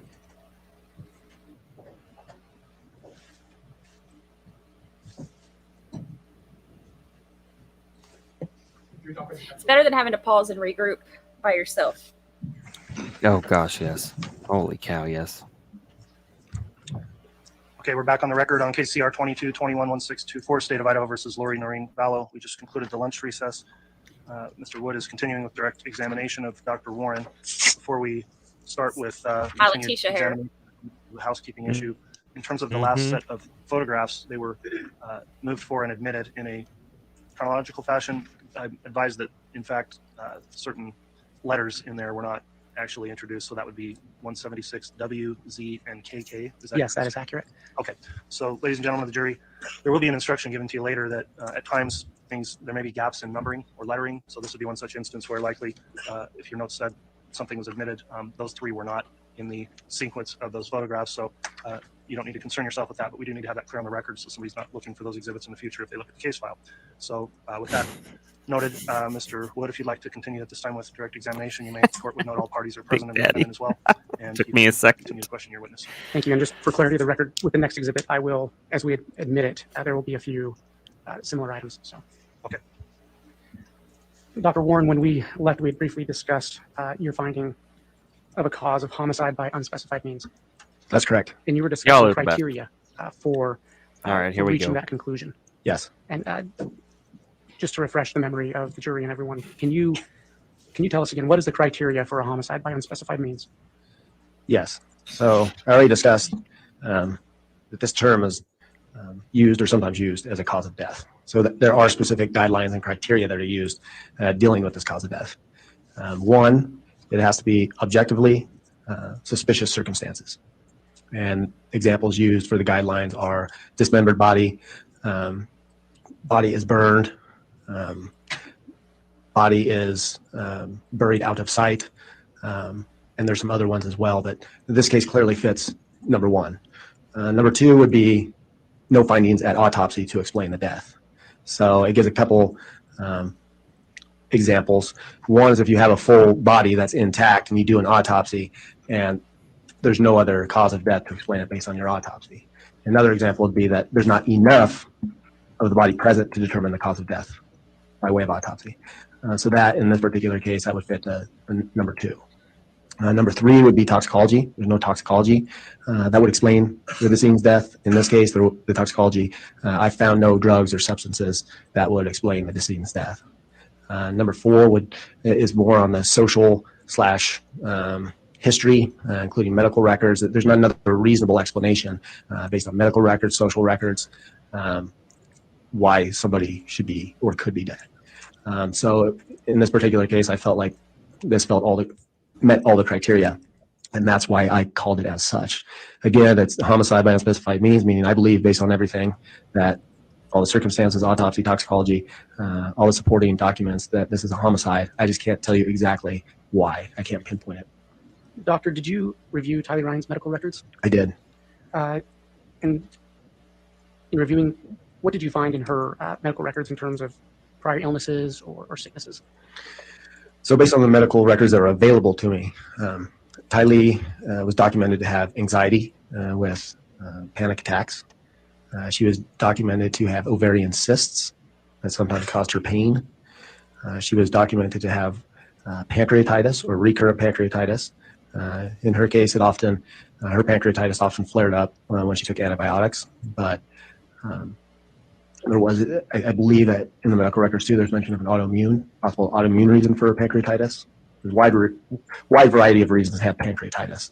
And then also she's known to have mesenteric adenitis, which would also cause her abdominal pain. So mesenteric adenitis is essentially your loops of bowel are held together with adipose tissue. And within that adipose tissue, there's numerous lymph nodes. So typically during a viral infection, your lymph nodes will get inflamed, they'll become enlarged, it'll cause pain. It's usually self-limited. And I believe those were, at least based on the medical records that I reviewed, that was part of her medical history. Okay, and is there anything in her medical history that would provide a reasonable explanation for her death? No, not in my opinion. Okay. As part of your examination of Tylee Ryan, did you collect any evidence to be sent to other labs? Yes. What was that? So I think we already mentioned that I sent skeletal muscle for toxicology, and we already talked about those results. In addition to that, I collected multiple pieces of soft tissue, skeletal muscle, what I thought was liver, and other organs for potential DNA analysis. So you can use blood, you can use tissue samples, and you can potentially get DNA from those sources. There was also a strand of hair in bag number 2. I talked about how there were 3 bags that the remains came in. In bag number 2 of 3, there was a single strand of hair, so we submitted that to law enforcement. And there was also in, I believe, bag number 2, there was a green bucket, melted, and that was submitted to law enforcement as evidence as well. Dr. Warren, did you, as part of this autopsy, were photographs taken? Yes. Your Honor, I'd ask that the witness be shown State's Exhibit 177A through 177EE. Thank you.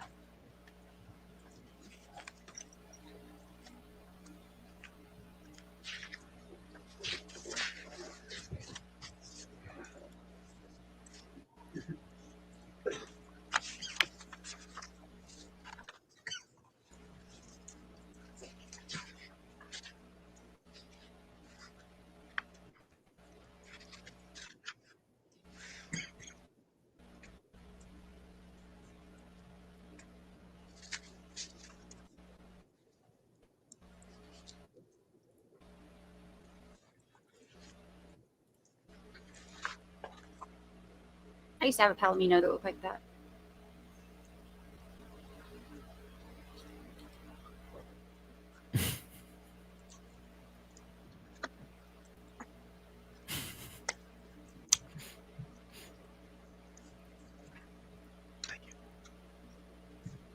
Doctor, can you review States Exhibit 177A through EE and let me know when you've had a chance to look over it? Yes.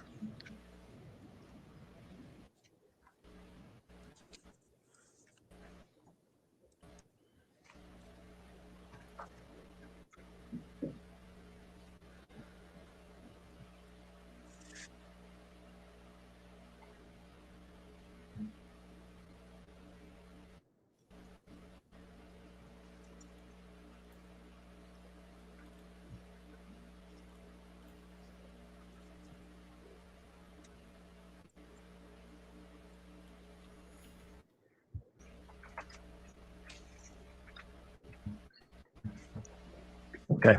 Do you recognize States Exhibits 177A through EE? Yes. What are they? These are photographs taken at the time of the autopsy by our office. Okay. And you were present during that autopsy? Yes. And were some of those photographs even taken under your supervision? Yes. Okay. And do you recognize those photographs as true and accurate representations of what you witnessed that day? Yes. Your Honor, I'd move for admission of States Exhibits 177A through EE into evidence. Any objection from the defense? Yes, Your Honor, we would object that under Rule 403, these are more prejudicial than probative. All right, thank you, Mr. Thomas. I've considered that objection. The court does need to consider whether or not the probative value of the exhibits is sufficient to overcome any possible inflammatory effect that may be had on the jury. The court does find that there is a probative value that outweighs the inflammatory nature of what these may show. So on the grounds of 403, the court determines that the objection is overruled. I'll note, however, though, Mr. Wood, that is with the previous photographs, there are some photographs in here, not all of them, that I would determine in order to minimize the inflammatory effect that they could potentially have, should not be displayed on the large projector screen, may be shown on the smaller monitors for the jurors. And for that reason, I think we've already indicated which ones I believe shouldn't be shown on the projector. Apologies for the delay that may create, but we'll need to reconfigure the displays and projectors when we get to that point. Okay.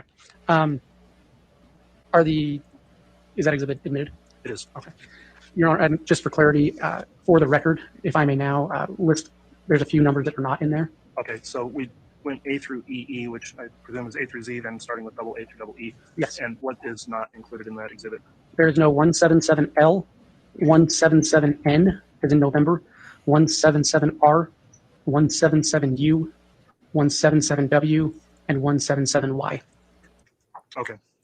And again, ladies and gentlemen of the jury, don't be concerned necessarily with numbers or lettering. Once you get exhibits, you'll be just instructed to consider all the evidence. So with that, Mr. Wood, you can continue. I think, Your Honor, your clerk did, I think, briefly show us the exhibits you did not want shown on the large screen. I'm wondering if I could get a copy of that so I don't inadvertently. Okay, the list I've got is D through H of 177 is the first set.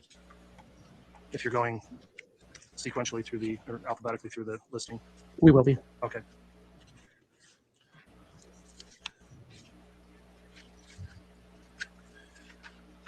Second group then, Mr. Wood, is I believe it's O through CC. Hi, Jessica. Okay. Thanks for being here. May I begin to publish and then we'll. Yes. Thank you. Hi, Jessica Nicole.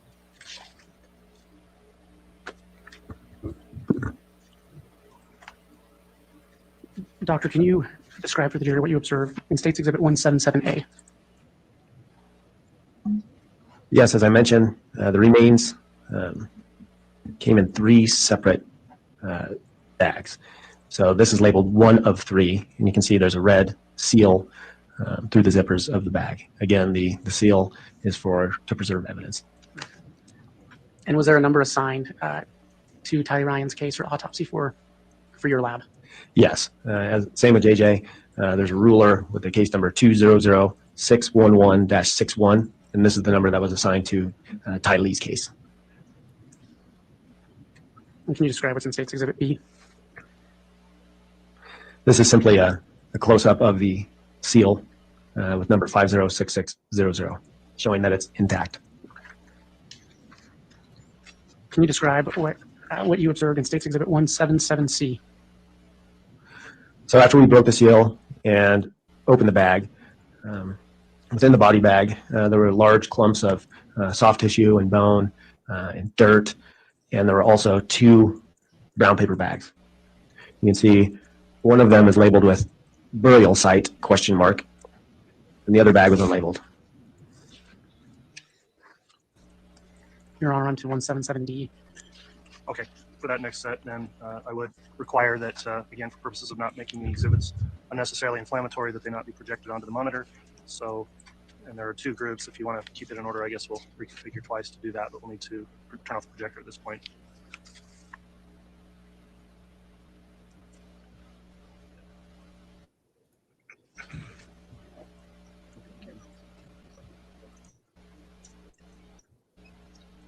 That's what it's going to have, yeah.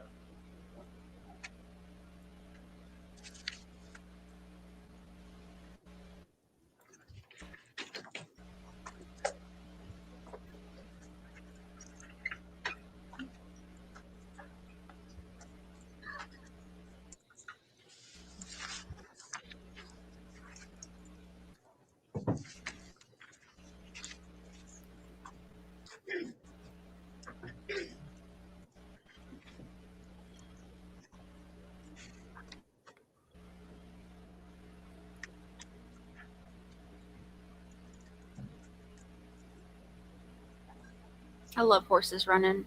I grew up with horses. I've always loved them. Yeah. We can do that next.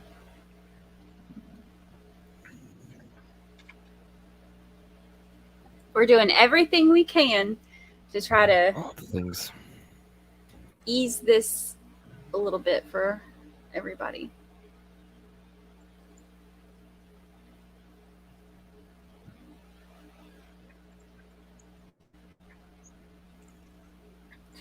Y'all are talking about birds. I had a bird Okay, ready to proceed. Thanks everyone that for your assistance. before I moved to my condo, when I had my house, I had a bird that made a What nest you on the observed in porch, Exhibit and I got to 177B. watch the little birds grow up. Yes. So we're still on Oh, bag wow. 1 of 3. The previous photo showed you the 2 brown paper bags. The rest of what was in the bag is what you see. It happens. It's essentially charred remains of clumps of mud and dirt, soft tissue, and bone.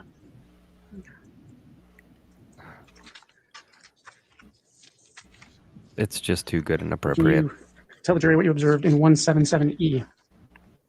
but also super inappropriate. So this is a photograph of what was in that commingled clump of charred tissue. Once we were able to clean off the debris and most of the decomposed tissue, what we have here is on the right side that's not on the blue board. We have to your far left, that's a sacrum with decomposed tissue and blackened charring.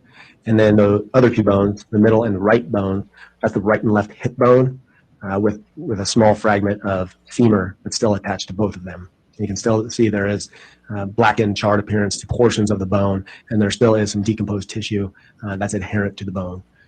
On the blue board with the ruler, on your far left, those are 2 small fragments of small bowel that we found within the commingled remains. Next in line, directly above the sticker that says bag 1 of 3, those are vertebral bodies from the vertebral column. And moving next, the small fragments of tissue, 2 of those are small fragments of essentially unidentified, not sure where the bone came from, but it's small, probably hand or foot. And then there's some small fragments of cartilage as well. So that was essentially, this is the cleaned up version of what you just saw in the previous photo. Doctor, are you aware if any of these items were sent for further testing with the FBI? Yes, all the skeletal remains were sent to the FBI for a forensic anthropology workup. Okay. Can you explain what you observed in State's Exhibit 177F? So this is still bag 1 of 3. This is on your left, right above the ruler with the sticker bag 1 of 3. That was what was determined to be, to the best of my ability, charred and decomposed soft tissue. On the right, the blackened chunks of tissue, chunks of material, that was determined to be, those were charred clumps of mud, just ash and rock.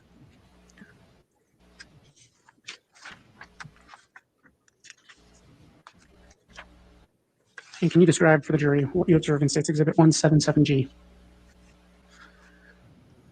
All right, so if you remember, we're still in bag 1 of 3. If you remember, the burial site question mark was within bag 1 of 3.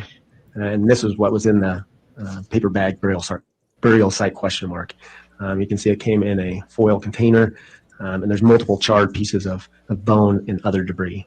You can make out on the far left, those are vertebral bodies. The remainder of the bones were just small fragmented bones that were charred.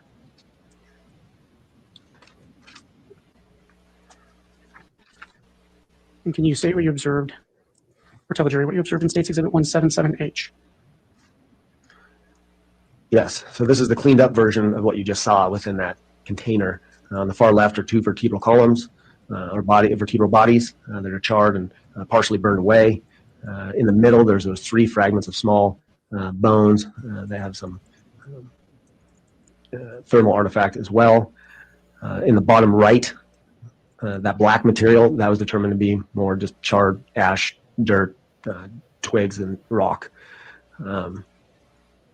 And then up in the upper right, those are just small fragments of unidentified bone that were charred.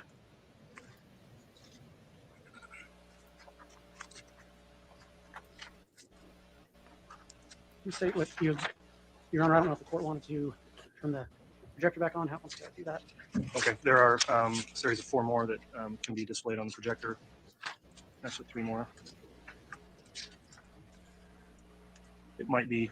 Suzanne, I have a Yorkie poo. Lucy's a Yorkie poo, and I'll I just keep them since there's I'm only obsessed. actually 2 or 3 more that I think shouldn't be on the projector, and then once we get through the rest of that other calm side, down just because I said your name. everything's back to normal. Very well, thank you. Thank you.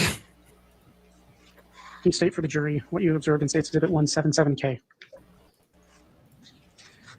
Yes, so as I mentioned, 3 bags were received. We just went over bag 1 of 3 and the contents of bag 1 of 3, and now we're moving on to the second bag, bag 2 of 3. What did you observe in State's Exhibit 177I? This is just another photograph of how the body bag was received.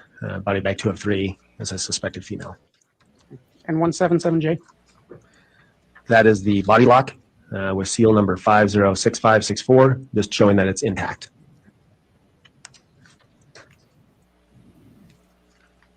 Can you state what you observed in State's Exhibit 177M? So this is once we broke the seal, opened the bag, and this is looking at one portion of what we saw within bag 2 of 3. And you can see there are just large masses and large clumps of, at this point it's hard to tell, but you can tell that there is clumps of tissue. You can feel the bone. You can also see, if you can see some green, I'm not sure if you're aware, if you can see that, but on the largest mass of commingled tissue, there's some green discoloration, and that was the green melted bucket that I was talking about. And just for clarity, Doctor, where I'm pointing my pen, is that part of what you're referencing? Yes. And is this part of what you're referencing? Yes. Okay.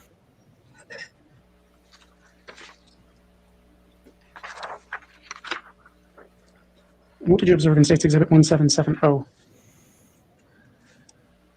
So this is all also within bag 2 of 3. So you can see there's more black and charred masses of tissue and debris and rock and dirt. In addition to that, there's 2 brown paper bags. One of them is sealed with white tape. That's the far left bag. And then there's another brown paper bag that's enclosed within a clear plastic bag, and that's at the top of the screen.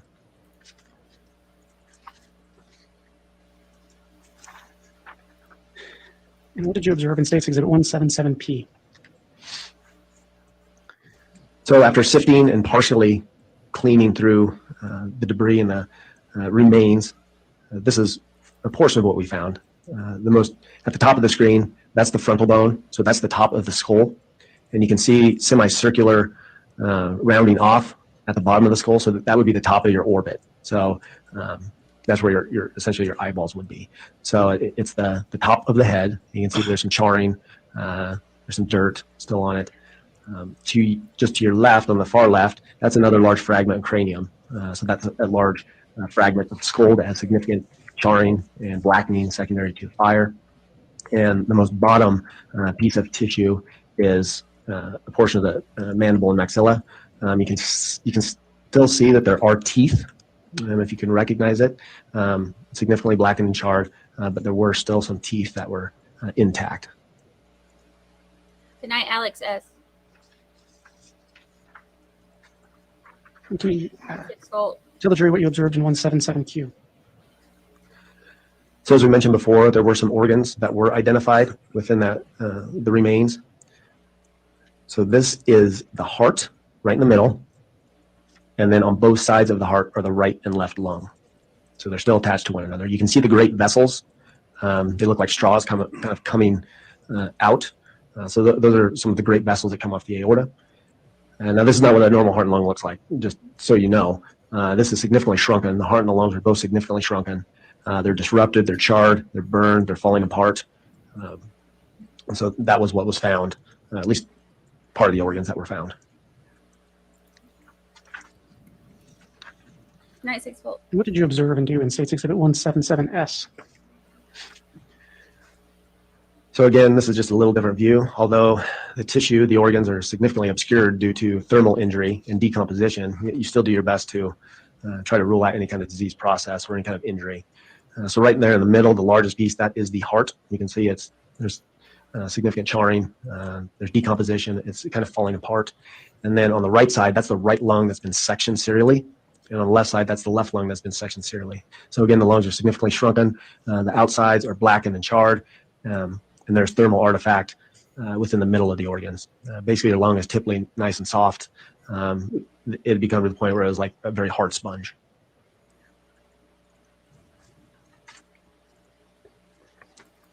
And what did you observe in State's Exhibit 177T? So as mentioned earlier, one kidney was identified, and this is that kidney. Very similar to the heart and the lungs. It was extremely shrunken. It was blackened. It was charred. Significant heat thermal artifact. That's essentially it.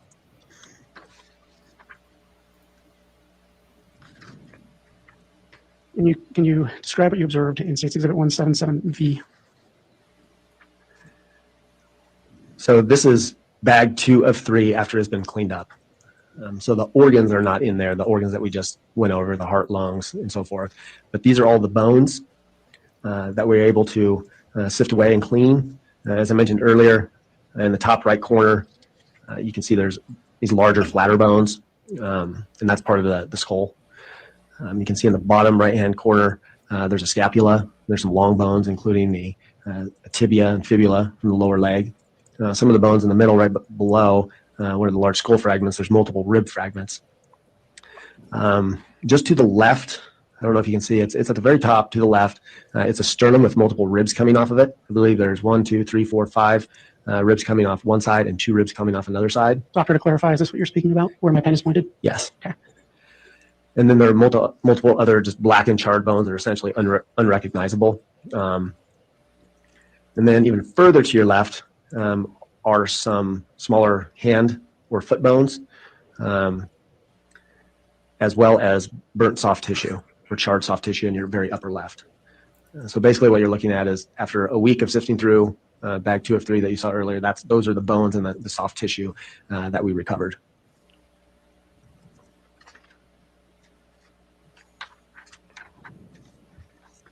Can you describe what you observed in State's Exhibit 177X?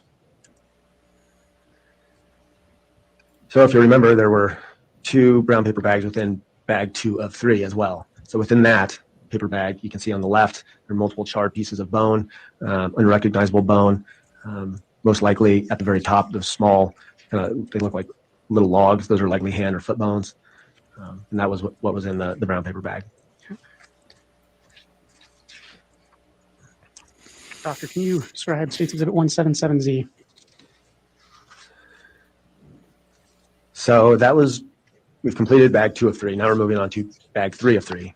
This is a little different. The first 2 bags came in black body bags that were sealed. This came in a sealed large brown paper bag. And within this brown paper bag, there were 5 smaller paper envelopes that came within this bag 3 of 3. All right. Mr. Wood, at this point, we can continue to just project these regularly if you'd like going forward. Sure. We'll take a moment to reconfigure.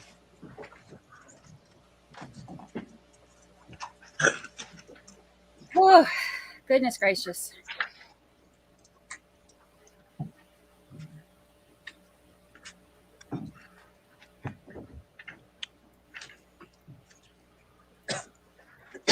while we're doing that, I'll again mention that the victims will have an opportunity if they wish to view the photographic evidence. I'll allow the state to submit a request and we'll arrange for that. I don't think any of them would want to see it.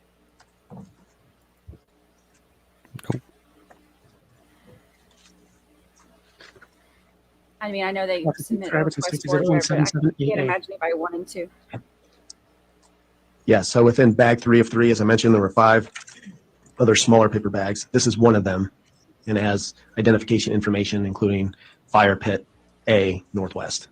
Do you recall what was in that bag? Yes, in this bag, and also moving forth with the 4 other bags, they're essentially just small fragments of unidentifiable charred bone.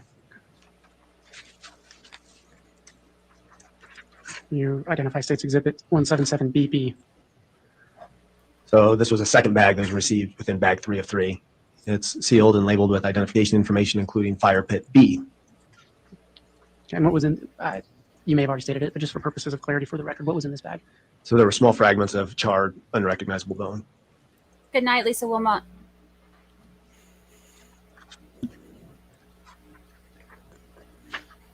Can you describe what you observed in State's Exhibit 177CC?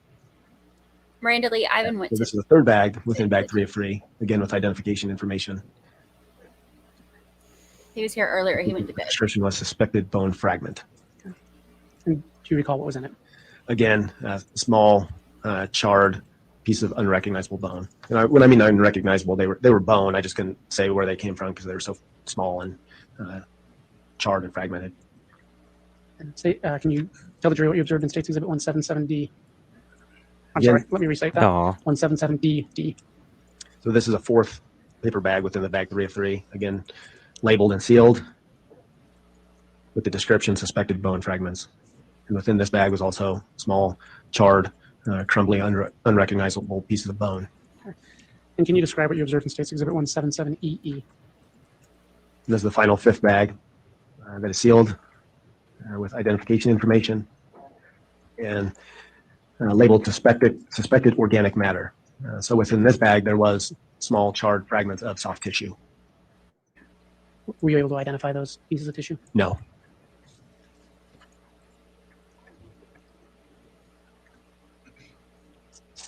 Just one moment, Your Honor. There's the bread. Mm-hmm.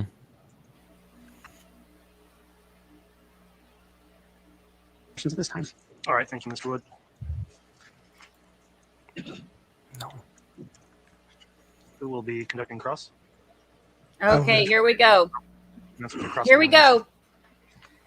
I'm about to turn my sadness into anger. Bring it on, It's Thomas. coming. I'm ready for you.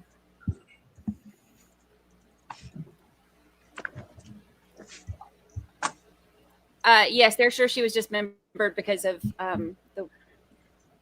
there was sharp. They went over it in the thing. There was sharp. Good afternoon, Dr. Warren. Good afternoon. So it looks like you're a forensic pathologist, correct? That's correct. So where did you, I think you said you got your medical degree in Denver? Correct. The University of Colorado. Okay. And where did you do your undergraduate work? I went to Stanford University. Okay. And when was that? Oh, boy. 1998 to 2002. When they do this, Any other like, postgraduate work other than this is all going they to have. medical They've school? got nothing else. Other than, we've already gone over this, but my general pathology residency, neuropathology fellowship, forensic pathology fellowship, and that's it. Where were those done? So the general pathology was done at Oregon Health and Sciences University in Portland, Oregon. The neuroppathology fellowship was at the same place. I just stayed there for another 2 years. And then for my forensic pathology fellowship, I went back to Denver for the forensic fellowship. Okay. Now you talked a little bit about forensic pathology and what it is, and I believe you said that in a nutshell, you try to figure out why people die. Is that right? Correct. Okay. You currently work at the Ada County Coroner's Office, right? Yes, That's not necessarily, or it's not an arm of law enforcement, right? that's correct. Okay. You're kind of an independent office. You don't work with law enforcement necessarily, right? I would say I don't work for them, but work with them often. Okay. All right. And in this particular case, well, I guess when I say when you say you work with them, what does that mean? You are not an independent. You don't look at this case. Each body, you don't look at it independently. You kind of look at it with an eye towards law enforcement. No. So we're our own independent agency, the Ada County Coroner's Office. We perform our own death investigation independent of other agencies. But in case of suspicious cases, homicide cases, we obviously rely upon information. You can't do an autopsy in a black box, right? You can't do it in a basement with no information. So we often rely upon information from law enforcement to help us determine the cause and manner of death. Okay. And so you say you do somewhere between 200 and 250 autopsies a year? Correct. And about 20 of those or 10% of those are homicide or some sort of suspicious circumstances? Yes. All right. And the state said that the prosecutor said that you have some sort of a contract with Fremont and Madison County. Is that right? That's correct. And you are to determine the cause of death, and they are to determine the manner of death. That's correct. Okay. So when you do these suspicious circumstances deaths, do you have any? Let me back up. I'll withdraw that portion of it. Do you have any specific training on the collection of evidence that you turn over to the police? Through my training, yes. Okay, let's talk a little bit about your training with collection of evidence. Tell me about that. So during your forensic pathology training, you perform a number of homicides. I think even in fellowship, you're required to do, I believe, at least 20. So during that time, you are, at least in my fellowship, you're trained on how to get nail swabs and fingernail clippings, or getting the clothing off the body, or doing anal, vaginal, oral swabs, and so forth. So it's really just based off experience and doing evidence collection where you get most of your training. Okay. So you don't have any specific training from law enforcement on how to collect trace evidence? No. Okay. Do you know what trace evidence is? Yes, trace evidence that you can, like a piece of hair. Okay. That's one example of trace evidence. Okay. And so when you're doing these suspicious death autopsies, I mean, I've done a number of murder cases, and so I kind of know the routine, but I don't know that the jury knows. So why don't you tell me a little bit about who's in the room when you're doing this autopsy? You're not doing it alone. There's obviously a photographer, right? Correct. Okay. Who else? So it really varies. If it's, say, a natural, well, I guess we're talking about suspicious death where law enforcement is there or maybe there. Oftentimes, in this case, for example, I was obviously there. There were 3 autopsy technicians from the Ada County Coroner's Office who were there, who helped me with the autopsy. There was the prosecutor, Rob Wood, was there on that day. There were 2 Rexburg Police Department detectives that were there. The Fremont County Coroner was there, and a Fremont County detective was there. Okay. And who was in charge of collecting the trace evidence that was found on the body? Was that your job? Yes. So ever since I've been at Ada County, it's essentially been the role of the forensic pathologist to collect evidence off the body. So say there's a scene, and there's a body at a scene. So at that point, it'd be law enforcement is going to collect evidence on the scene. And then once the body gets transported to our office, it's always been the responsibility of the forensic pathologist to collect evidence off the body. Okay. And once you, is there anybody there, a police officer, a prosecutor, anybody who's saying, hey, I want you to collect that? Or are you just kind of in your zone and they're just there to watch you do your thing? No, it's a collective. I think it's a team approach. There are certain things that we typically always get. If we can, on suspicious cases, we always try to get fingernail swabs, hand swabs, oral swabs. If there's any kind of sexual, anything sexual to the case, we'll get vaginal swabs or anal swabs or penile swabs. We always give the clothing and submit it to law enforcement. But there is also an element of sometimes law enforcement will ask for specific things, like I want this. Right. Can you do that? I guess in this particular case, that's what I don't want to talk about generalities. I just want to talk about what happened in this particular case. Okay. Right. So tell me about any conversations you may have had with law enforcement or the prosecutor here, Mr. Wood, or anybody that was in the room as to what they wanted you to gather as far as evidence. I don't think I can recall exactly what was said. It was 3 years ago. Right. Was this recorded? No. You don't video record? No. You don't audio record? No. Okay. So it's just your word, whatever happens. Okay. So tell us about what do you remember being directed to collect as far as trace evidence? So I imagine we had a discussion, and we would say, I don't want you to imagine. I want you to focus in on this particular case if you can. Right. And focus in on what I remember happening. Okay. So what I remember happening, talking about what evidence would you like collected. We always collect clothing, stand him. fingernails, so I'm sure those were all part of it. And then in this case, there were some other things we'd obviously want to collect: the paper bag and the duct tape, and the bag that the body came in with duct tape. So I'm sure all of those things were discussed. Okay, so you're saying these are things you generally do, and so this is what you probably did, but you don't have any specific recollection of having any conversations with anyone on that particular day about the evidence that was collected. Yeah, I think that's safe to say. Okay. And now, by the time these bodies were collected and brought to you, there were a number of theories going around. What was told to you as far as the background that led you to come up with the cause of death here on JJ Vallow? For JJ Vallow, we did have a briefing before the autopsy. Met with law enforcement from Rexburg, from Fremont, and there was an individual from the FBI there as well. And I remember I got a timeline of what they knew at that point, kind of leading up to when they disappeared to when they were found. So I essentially got a general guideline or timeline, of the events that had happened up to that point. Okay. So now you mentioned that Fremont County Sheriff's Office was there, Rexburg Police Department was there. Now you indicate that there was also an FBI agent that was there? That's correct. At least one, more than one? There's one. Okay. You don't recall his name or her name? I don't. Okay. Male or female, do you know? It is male. Okay. So you indicated the cause of death on JJ was, I don't want to get this wrong. Why don't you go ahead and tell me what it was? It was asphyxia by plastic bag over the head and duct tape covering the mouth. Right. Plastic bag over the head. So tell me what evidence did you collect? Did you collect any evidence inside the sinuses? Did you swab the sinuses and pull out any evidence? No. Okay. Did you swab the throat or go down the throat somehow and swab anything down there? Yes, we took oral swabs. Okay. And did you find any evidence of microplastics or something that might be consistent with someone being smothered with a plastic bag? Well, I wouldn't expect to find that, but no, I wouldn't do anything. Okay. So how is it that you're coming to the conclusion that this person was smothered with a plastic bag? Right. So going back, so JJ was found with a plastic bag over his head. That was duct taped tightly. He was bound. There was evidence of a struggle, and there was no other explanation of why he was dead. So it's a rule out. I wouldn't consider a rule out because there's a plastic bag over his head. Okay, but that plastic bag could have been put over his head post-mortem, right? I guess that's possible. Okay. But you're saying that your conclusion is that it was done ante-mortem prior to his death. Correct. And that's based on nothing concrete, just your theory of the way you think the crime may have happened. No, I think essentially that's how an autopsy and all the tests, that's why you do all of those things. So you have a person with a plastic bag over their head and it's bound, and you do all the tests and you do the autopsy and you find zero reason for them to be dead, and then it's reasonable to conclude that that was the cause of death. Okay, but let's back up a little bit. When I talked about swabbing the sinuses or swabbing the nasal cavity, you didn't do that? I've never heard anybody doing that in this type of situation. Okay, what type of situation are you talking about?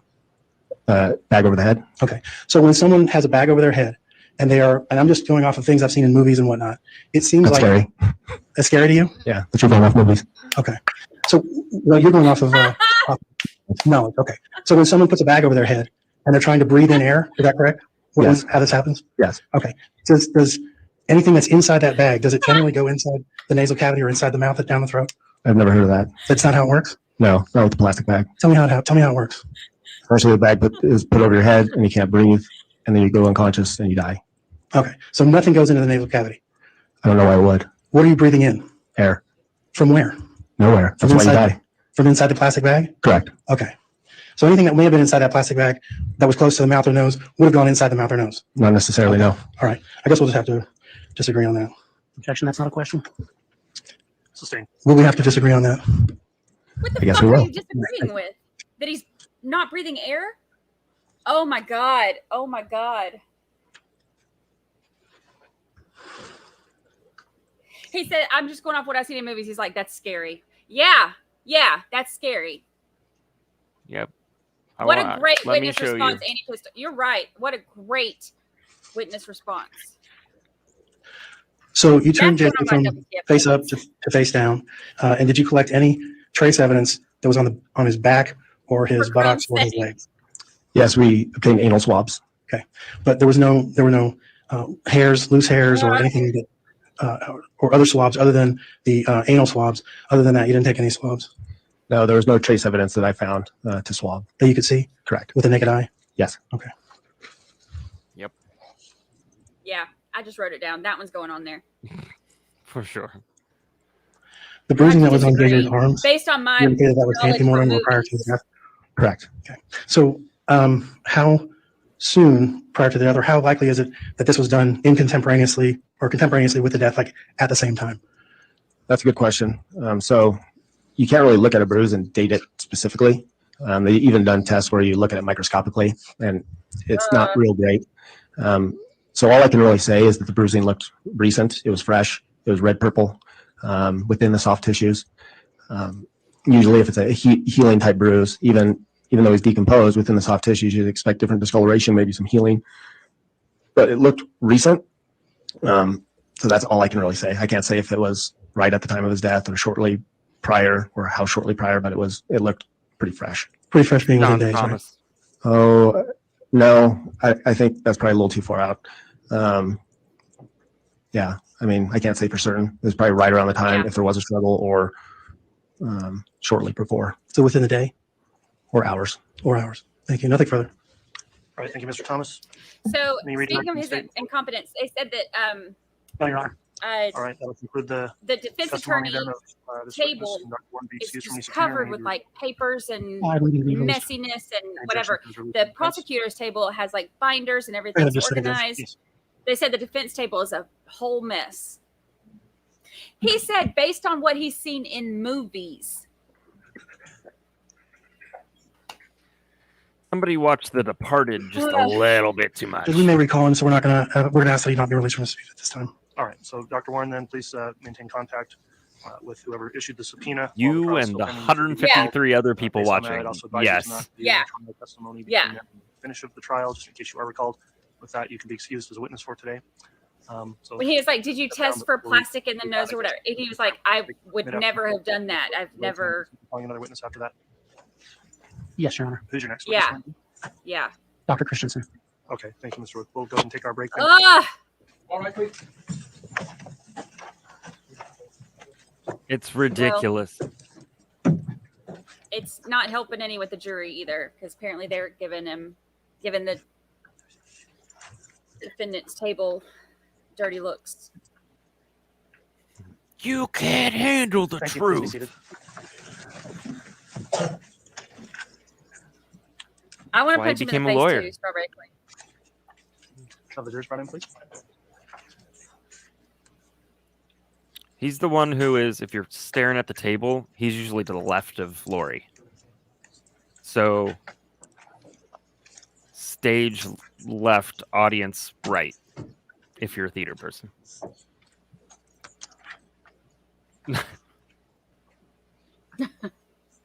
I feel a lot of things right now. None of them But- deal with a portal. No.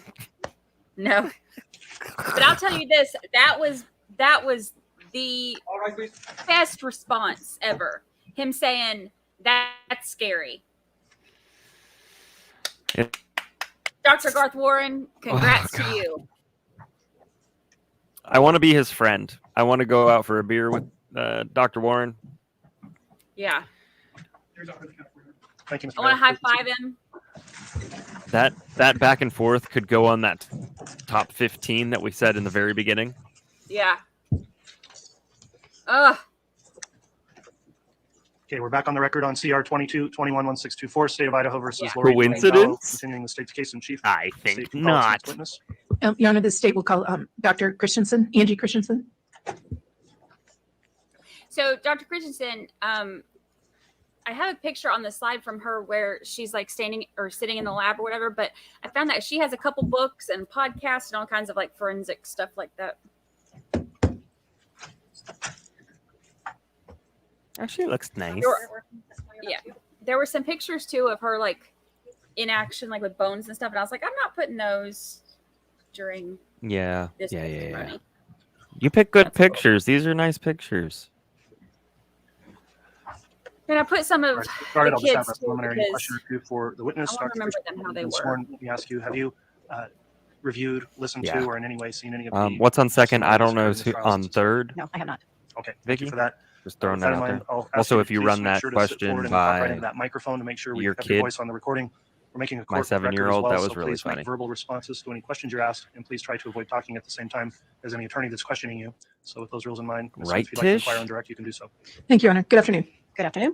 Will you please introduce Same. yourself to the ladies and gentlemen of the jury and then spell your last name? My name is Angie Christensen, and Angie is spelled Dean. A-N-G-I. Christensen is C-H-R-I-S-T-E-N-S-E-N. Now, ma'am, are you a doctor? So should I call you Dr. Christensen? Yes, I have a PhD.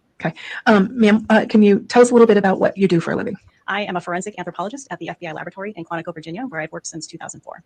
Ma'am, can you tell us about your educational Right down the background? road. I have a bachelor's degree, a master's degree, and a PhD, all in the area of anthropology. And what is your educational background? For what schools?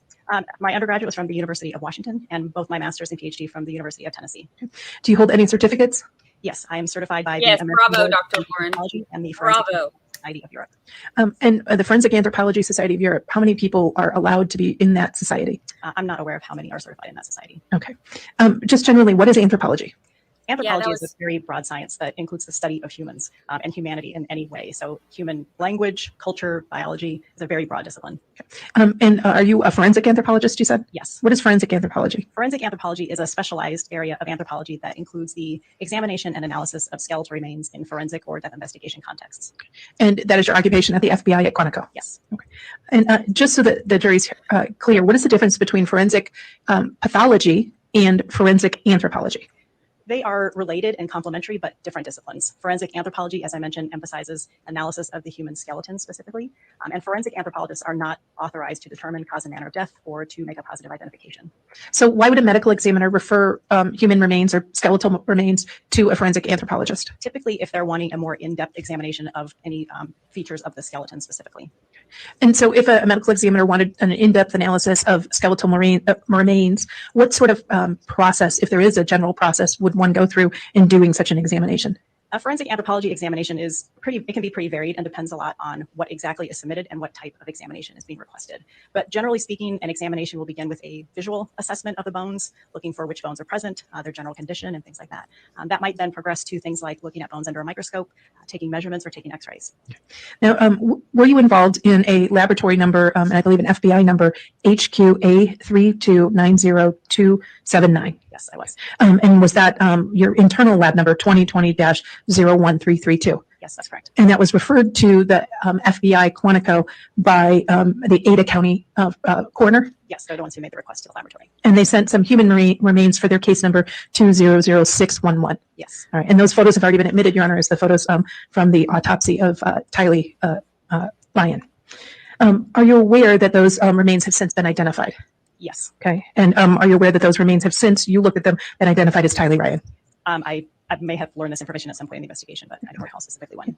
In this specific case, specific process, what methods did you use? Specifically in this case, I did that initial visual assessment. I did take some measurements of the bones. I looked at some of the items and I took CT scans, which are a three-dimensional X-ray. Do you have an idea of how many bone fragments you received from the Ada County coroner that turned out to be some of the remains of Tylee Ryan? I don't recall the exact I'm number. your but somewhere in the ballpark of 100 DNA. or more. Okay. Was there any decomposing tissue or any tissue with it? Some of the skeletal remains or bones did have some soft tissue still attached. And in your position as a forensic anthropologist, do you work with or analyze tissue? Skeletal tissue is technically a tissue, but it is a hard tissue, and I do not work with soft tissue such as skin, muscle, and organs. Okay. So let me ask, if you know, if the remains you received were all from one single person, do you have any idea of what percentage of the body you received in terms of the skeletal remains? Because of the condition of the remains in this case, which were fragmentary, I don't know the exact proportion, but all major parts of the skeleton were represented. So, for example, parts of the cranium, parts of the thorax, and parts of the arms and legs. Turning to your specific analysis in this situation, let me ask that you be shown two exhibits for reference, States Exhibits 182A and 182B, both of which have previously been given to both defense counsel and the court. Thank you, sir. He said that's scary. I'm still loving him. Ma'am, do you recognize these? Yes. Okay, what are they? And if you could, what is Exhibit 182A? 182A is a schematic or just a general depiction of a generalized human skeleton. Okay, and what is States Exhibit 182B? 182B is a portion of that same schematic focusing on the pelvic region. Okay, and are both of those fairly and accurately depiction of the general layout of the skeletal human skeletal outline? Of a general human skeletal outline, yes. Okay. Move for the admission for States Exhibit 182A and 182B. Any objection? Annie, I think it's almost done. I think we're getting close to the end. Exhibits 182A and 182B are admitted. Thank you, sir. Okay, we'll come to these in a minute. Now, ma'am, when you did the review of the remains that you were provided, let's just. No, I'm sorry. I apologize, Ms. Smith. We're limiting these just for demonstrative evidence, right? They're not the actual skeletons of anybody that we know of. I think it's an important distinction that they are, I would consider demonstrative exhibits since they don't relate to any particular person in this case. Thank you. I apologize. Thank you, 20 Judge. minutes Yeah, left. that's no problem. And if I neglected to say that, I apologize. Very well. Now, turning to the specific examination that you did, what were your general observations of the skeletal remains and remains you received? The material I received was fragmentary in nature for the most part. There were many parts of the skeleton that were thermally altered or exposed to some sort of heat or burned. I also identified 3 bones with sharp trauma or alterations that were produced by a instrument or tool with a small surface area, such as a bevel or point. Now, let's talk briefly. Was there any evidence that some of the bones were hinged or bent? Yes, I believe there. Might I be able to refer to a copy of my notes? Absolutely. If court judge, she provided the state as she walked in a copy of her notes that she might need to refresh her recollection. Maybe she'd be given those. Yes. Night, Diet Coke, Mama. I'm going to need to see those prior to. Oh, I just want to punch him when I hear his voice. Punch him in his airy, asthmatic scary. throat. He said that's scary. That was best response ever. My favorite was, Best that's scary. Well, what do you response. base your stuff on? Knowledge. Knowledge. You know. Oh. Best moment Oh my gosh. of the whole trial so far. Oh. Ma'am, if you need, there's water up there. I appreciate it. I brought some too. Thank you.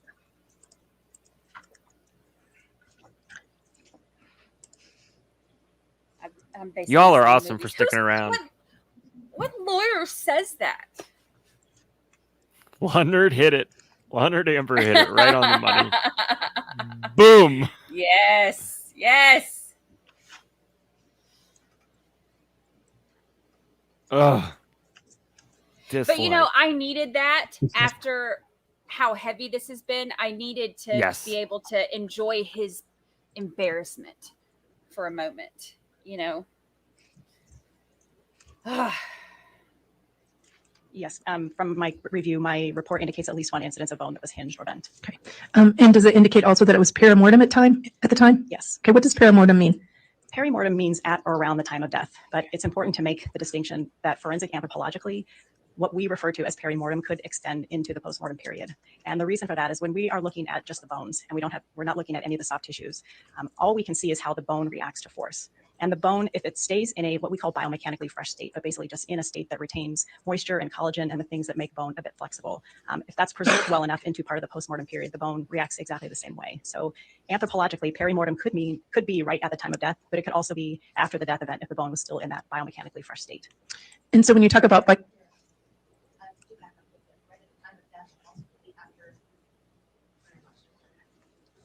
it could extend into the postmortem period. We might need to slow it down for the court reporter. So when you talk about biomechanically fresh state, what if a bone was subjected to extreme heat or subjected to and received thermal damage? Could that affect that process as well? Yes, that would affect the biomechanical properties of bone, which would make it more brittle. Okay. So turning to a discussion of, was there any evidence that the bone received thermal damage? Yes. Okay. Now, just so that we're clear, what does thermal damage mean? Thermal damage is an alteration to the bone caused by exposure to heat or fire. How were you able to tell that some of the bones in this case had been subjected to heat or fire? Burning does a number of things to bone. It changes the color. So bone is naturally a sort of creamy white color. And as it becomes burned, it turns tan and black and eventually white. It also, as I mentioned before, causes the bone to become more brittle. So it fractures more easily. Now, in some of the bones, did you see evidence that there was a lot of thermal damage? There were some areas that had more thermal alteration than others, yes. Okay. And were there areas that had less thermal damage? Yes, some parts of the skeleton had less thermal alterations. And what can account for that? When the body burns, there is a typical pattern to the damage that occurs to the bones. And basically what happens is the areas of the skeleton that have less soft tissue protection or less other tissues covering them tend to be burned and exposed first. So the knees, the elbows, these areas with just a little bit of skin covering them. Other parts of the skeleton, like those within the torso, are better protected by a lot of tissue and organs and then tend to be altered last by the fire. Okay. And did you take efforts to document the various findings you made? Yes, my findings wish I are in could my see it. report. Okay. And did you take photographs? Yes, the photographs appear in my examination notes. All right. Your Honor, I'd ask that the witness be shown States Exhibit 181A through 181I. Courtesy copy has been given to both the court and the defense. He's seen movies. That's what his is based on. Yep. So they're just going to have to agree to disagree because he's seen movies. And the other guy only went to Stanford. Well, you know. Stanford. I'm kidding. Among all of his other training. Right? But John Thomas has seen movies. So He has seen movies. He's a regular old just, Ebert. I'm so glad that moment Can you take a happened. look at States Exhibit 181A through I without, and just take a look at them as a group? I've been having this neck pain. I'll talk to you about it since you're a doctor now. Do you recognize each of those? Yes, these are photographs I took during my examination. And these States Exhibit 181A through I, are they all accurate copies of some of the photographs you took of the bones you examined of Tylee Ryan? Yes. Your Honor, we'll of course make an individual record, but at this time, for expediency's sake, I move for the admissions of States Exhibits 181A through 181I and for the witness's use in explaining her testimony. All right. Any objection to exhibits 181A through I? May I have one here, Nate? You may. Doctor, some of these He just has to talk. photographs have Yeah. scale, and then some of them also have scale as well as numbers with arrows on them. Is that correct? Yes. And those numbers with arrows on them, those were put on after the photos were taken? Yes, those were I used to can do annotate the that. photos in order to demarcate and differentiate catch alteration baby sites of emoji. the bones. Okay. I'm going to use a term that is probably not appropriate, but photoshopping, Maybe I'll just do it that myself. you superimposed the numbers and the arrows, but didn't do anything to Probably the not actual appropriate. underlying photos. That's correct. Probably not. super 181D, appropriate. I'm not sure. There's some photos and it looks like there may be something else there. Could you tell me what that is? The colored, the black with the yellow and green and red? Yes, all of the images in Exhibit 181D depict screen captures of the CT scan or the 3D X-ray that I took in the laboratory. gonna say and that that. one that's different colors is just a different visualizing mechanism that I used within the CT scan software. Okay, but you took screenshots of those and that's based on your taking the I'm a mascot. CT I need help. scans. Yeah, so the CT scan is a 3D file, and what's on this page is a two-dimensional screen capture of a particular view of that 3D file. And then if you turn to 181G,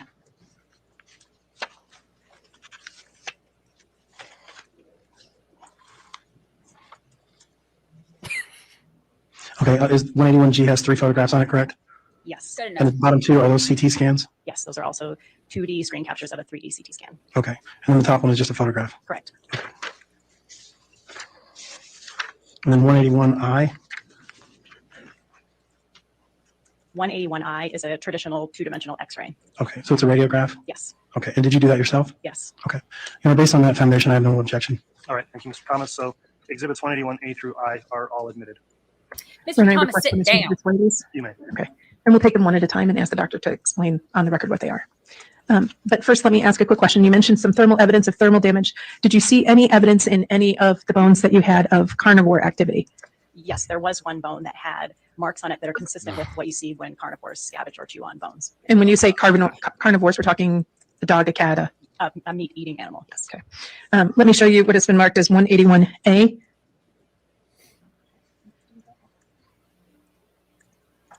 Oh, yes, Strawberry Queen. Good call. I'll do that. She ain't got nowhere else to be. Nope. She's real cheap too. Yeah. But she doesn't take insurance. Do you recognize 181A? Yes. What is it? That is a photograph depicting portions of the left and right femur or thigh bones. And when you say the Here, left and right right femur, why did you take these particular pictures?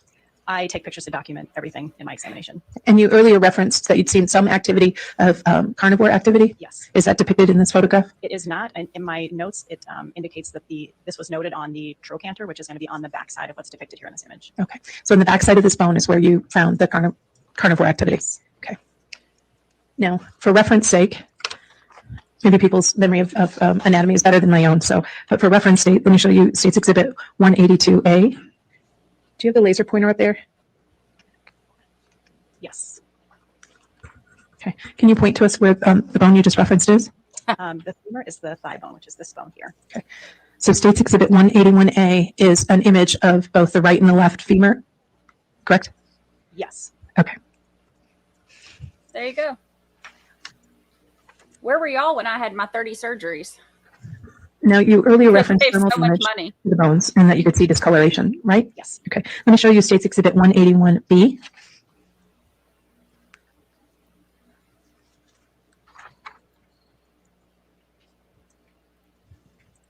Oh my gosh, it might be the What's one you 181B? This is a photograph that I took depicting 3 parts of the skull. And you mentioned thermal damage. Is there a way to show us what you mean by thermal damage in this image? Yes. So on this bone here, which is the right side of the face and upper jawbone, this part where you see the blackened area is thermally altered from heat. Okay. And so when you received the bones, had they been cleaned or was there dirt on them? My understanding is that they had been partially cleaned at the medical examiner's office. Okay. And did you take steps to further clean these bones? Yes. In some cases where there was still some remaining soft tissue, I removed it in order to be able to examine the bone surface directly. Okay. And why is that important? Because if I'm looking for any alterations or damage to the skeleton, I can't see it visually through the soft tissue. So I remove the soft tissue to expose the bone surface. Okay. And so in State's Exhibit 181B, we're seeing thermal damage, correct? Yes. Do you notice any other items of interest for your analysis? There is also thermal alteration on this part of the upper jawbone and on this portion of the lower jawbone. Okay. And again, you had mentioned to us that sometimes there's thermal damage in some of the bones and sometimes there's not.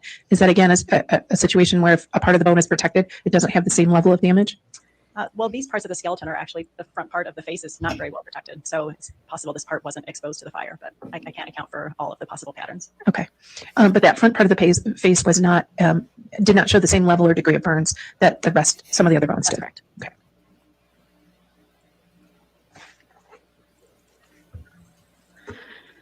Now, do you have experience in examining items and bones that have experienced or show evidence of trauma? Yes. Okay.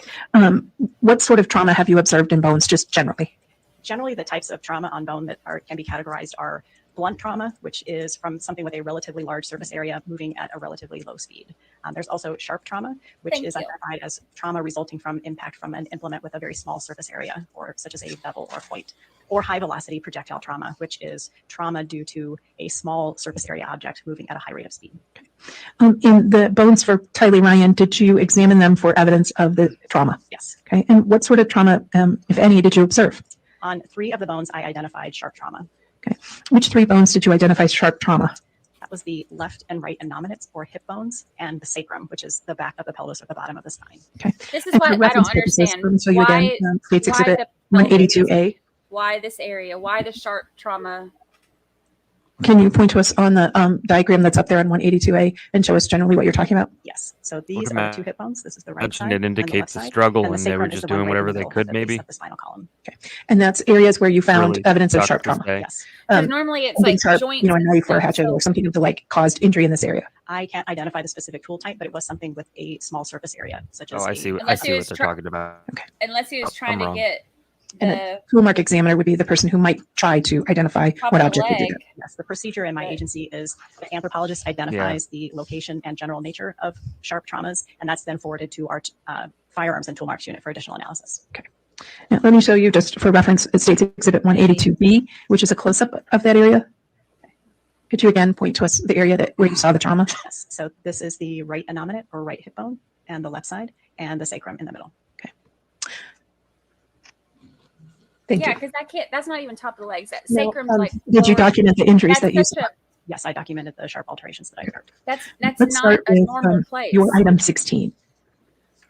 And let me show you State's Exhibit You might be 181C. right there, Dean. Do you recognize that? Yes, that is a photograph that I took during my examination, annotated with numbered indicators of the sharp alterations. And those annotations were put in there by who? I added those. Okay. And I know you answered defense counsel's question, but since it's in front of us, why did you enter those annotations? So just to make it clear in my documentation and report where these alterations were located. Also because these 2 photographs are taken from 2 different views, and numbering them helps to clarify that some of them can be visualized on both sides of the bone. When you say visualized on both sides of the bone, that means the front side and the back side? Yes. Okay. And how many areas of sharp trauma did you identify? On item 16, which is the left innominate, there were 5 sharp traumas. Are these type of traumas consistent with something happening inside of her, like a disease or a natural process? No. Okay, why not?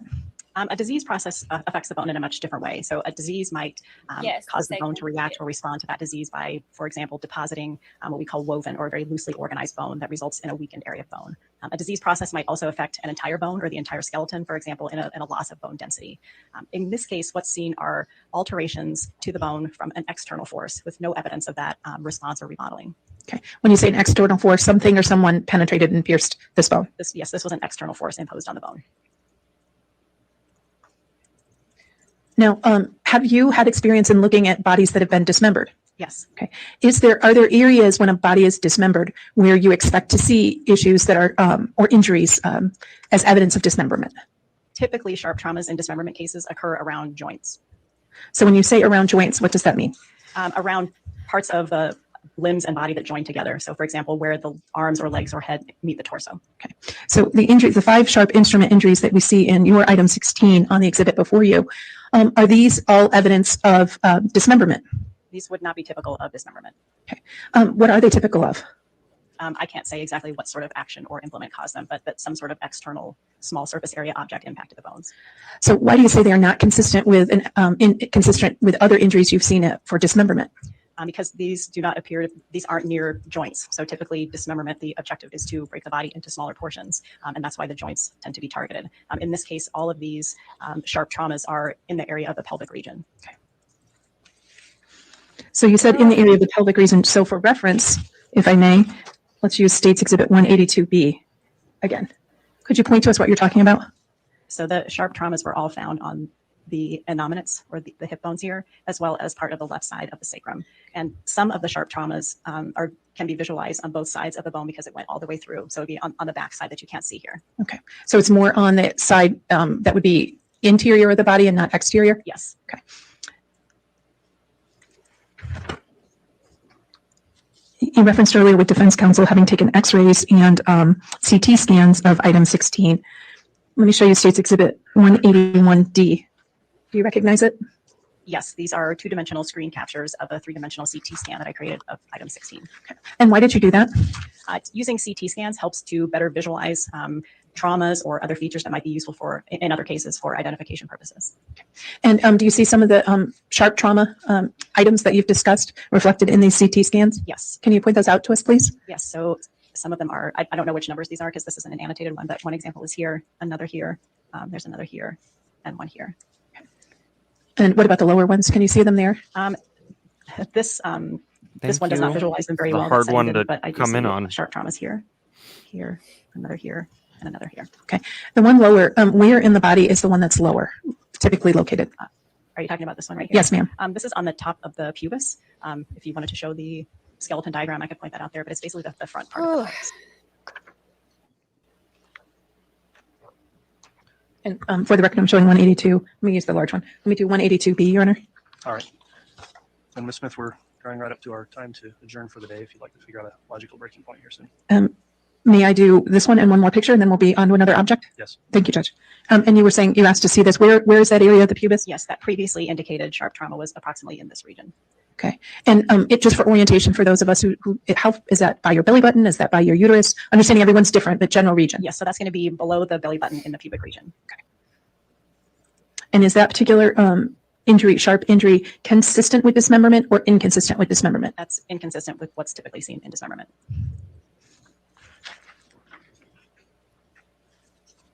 And we have one more set of close-ups of the sharp trauma in this area, item 16, reflected in States 181E.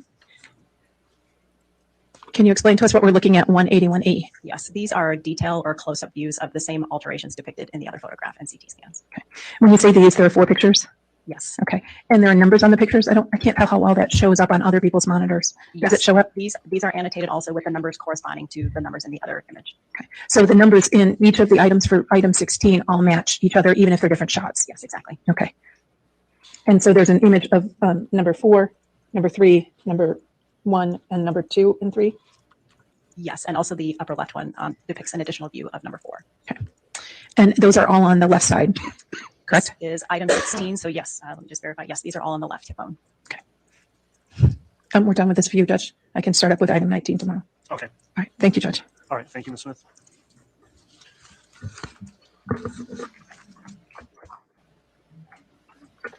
Whew. All right, so recess for the day Man. then. I'll admonish the jury again, please, as you go home tonight. Don't talk about the case. He's going to admonish the jury. He's going to admonish them. You've been admonished. Oh, boy. Well, everybody, Insane. we made it. Insane. We made it. I'm fascinated to see what John Thomas does during Barely. cross tomorrow. I am living at that moment. That Yes, I am. was my favorite moment of the trial so far. There are times where, you know, when Summer was yelling at her about dancing on the beach, I was like, yeah, you tell her, you know. There's been a few things where I've felt that catharsis isn't really the right thing, but you just like you feel that emotional outlet through something that happened. But man, when he's based on movies and he said that's scary, and he said he's basing his on knowledge, I was like, yeah, one of my favorites. One of my favorite moments. One of my favorite moments. Dean, me too. That's all I'm saying. I don't know at this point. I don't know whether we're 13th jurors or portal jumpers. Maybe a little bit of both. Oh my gosh. Well, thank you, all of you, for sticking with us. That was difficult, but reporting to jury duty. Yes. Take a deep breath, or 5. Well, don't stop taking breaths. We love you. So, go hug like somebody. count them and then be done. Yeah. Yes. Yeah. Right. All right. I don't even know this how to one was a sign tough off. one, I'm but still we figuring appreciate it y'all out. showing up for jury duty. We appreciate y'all hanging out with us, and again, any of the moments that were I can 100% guarantee you I knowledge on movies is going to be on the WTF moments. But if there are any more from this trial or any others, please either tag us, email us, however you want to, send them to us. Yeah. WTF moments for Sunday night too. So If you love y'all so much. Yeah, Thank you and if for you have showing up for timestamps. duty. Uh-oh. That Hold always on. helps. That saves me so much time. All right, guys. Court's adjourned. We'll be back, I guess, tomorrow, huh? All right. Bye, Yes, we'll see y'all everybody. tomorrow.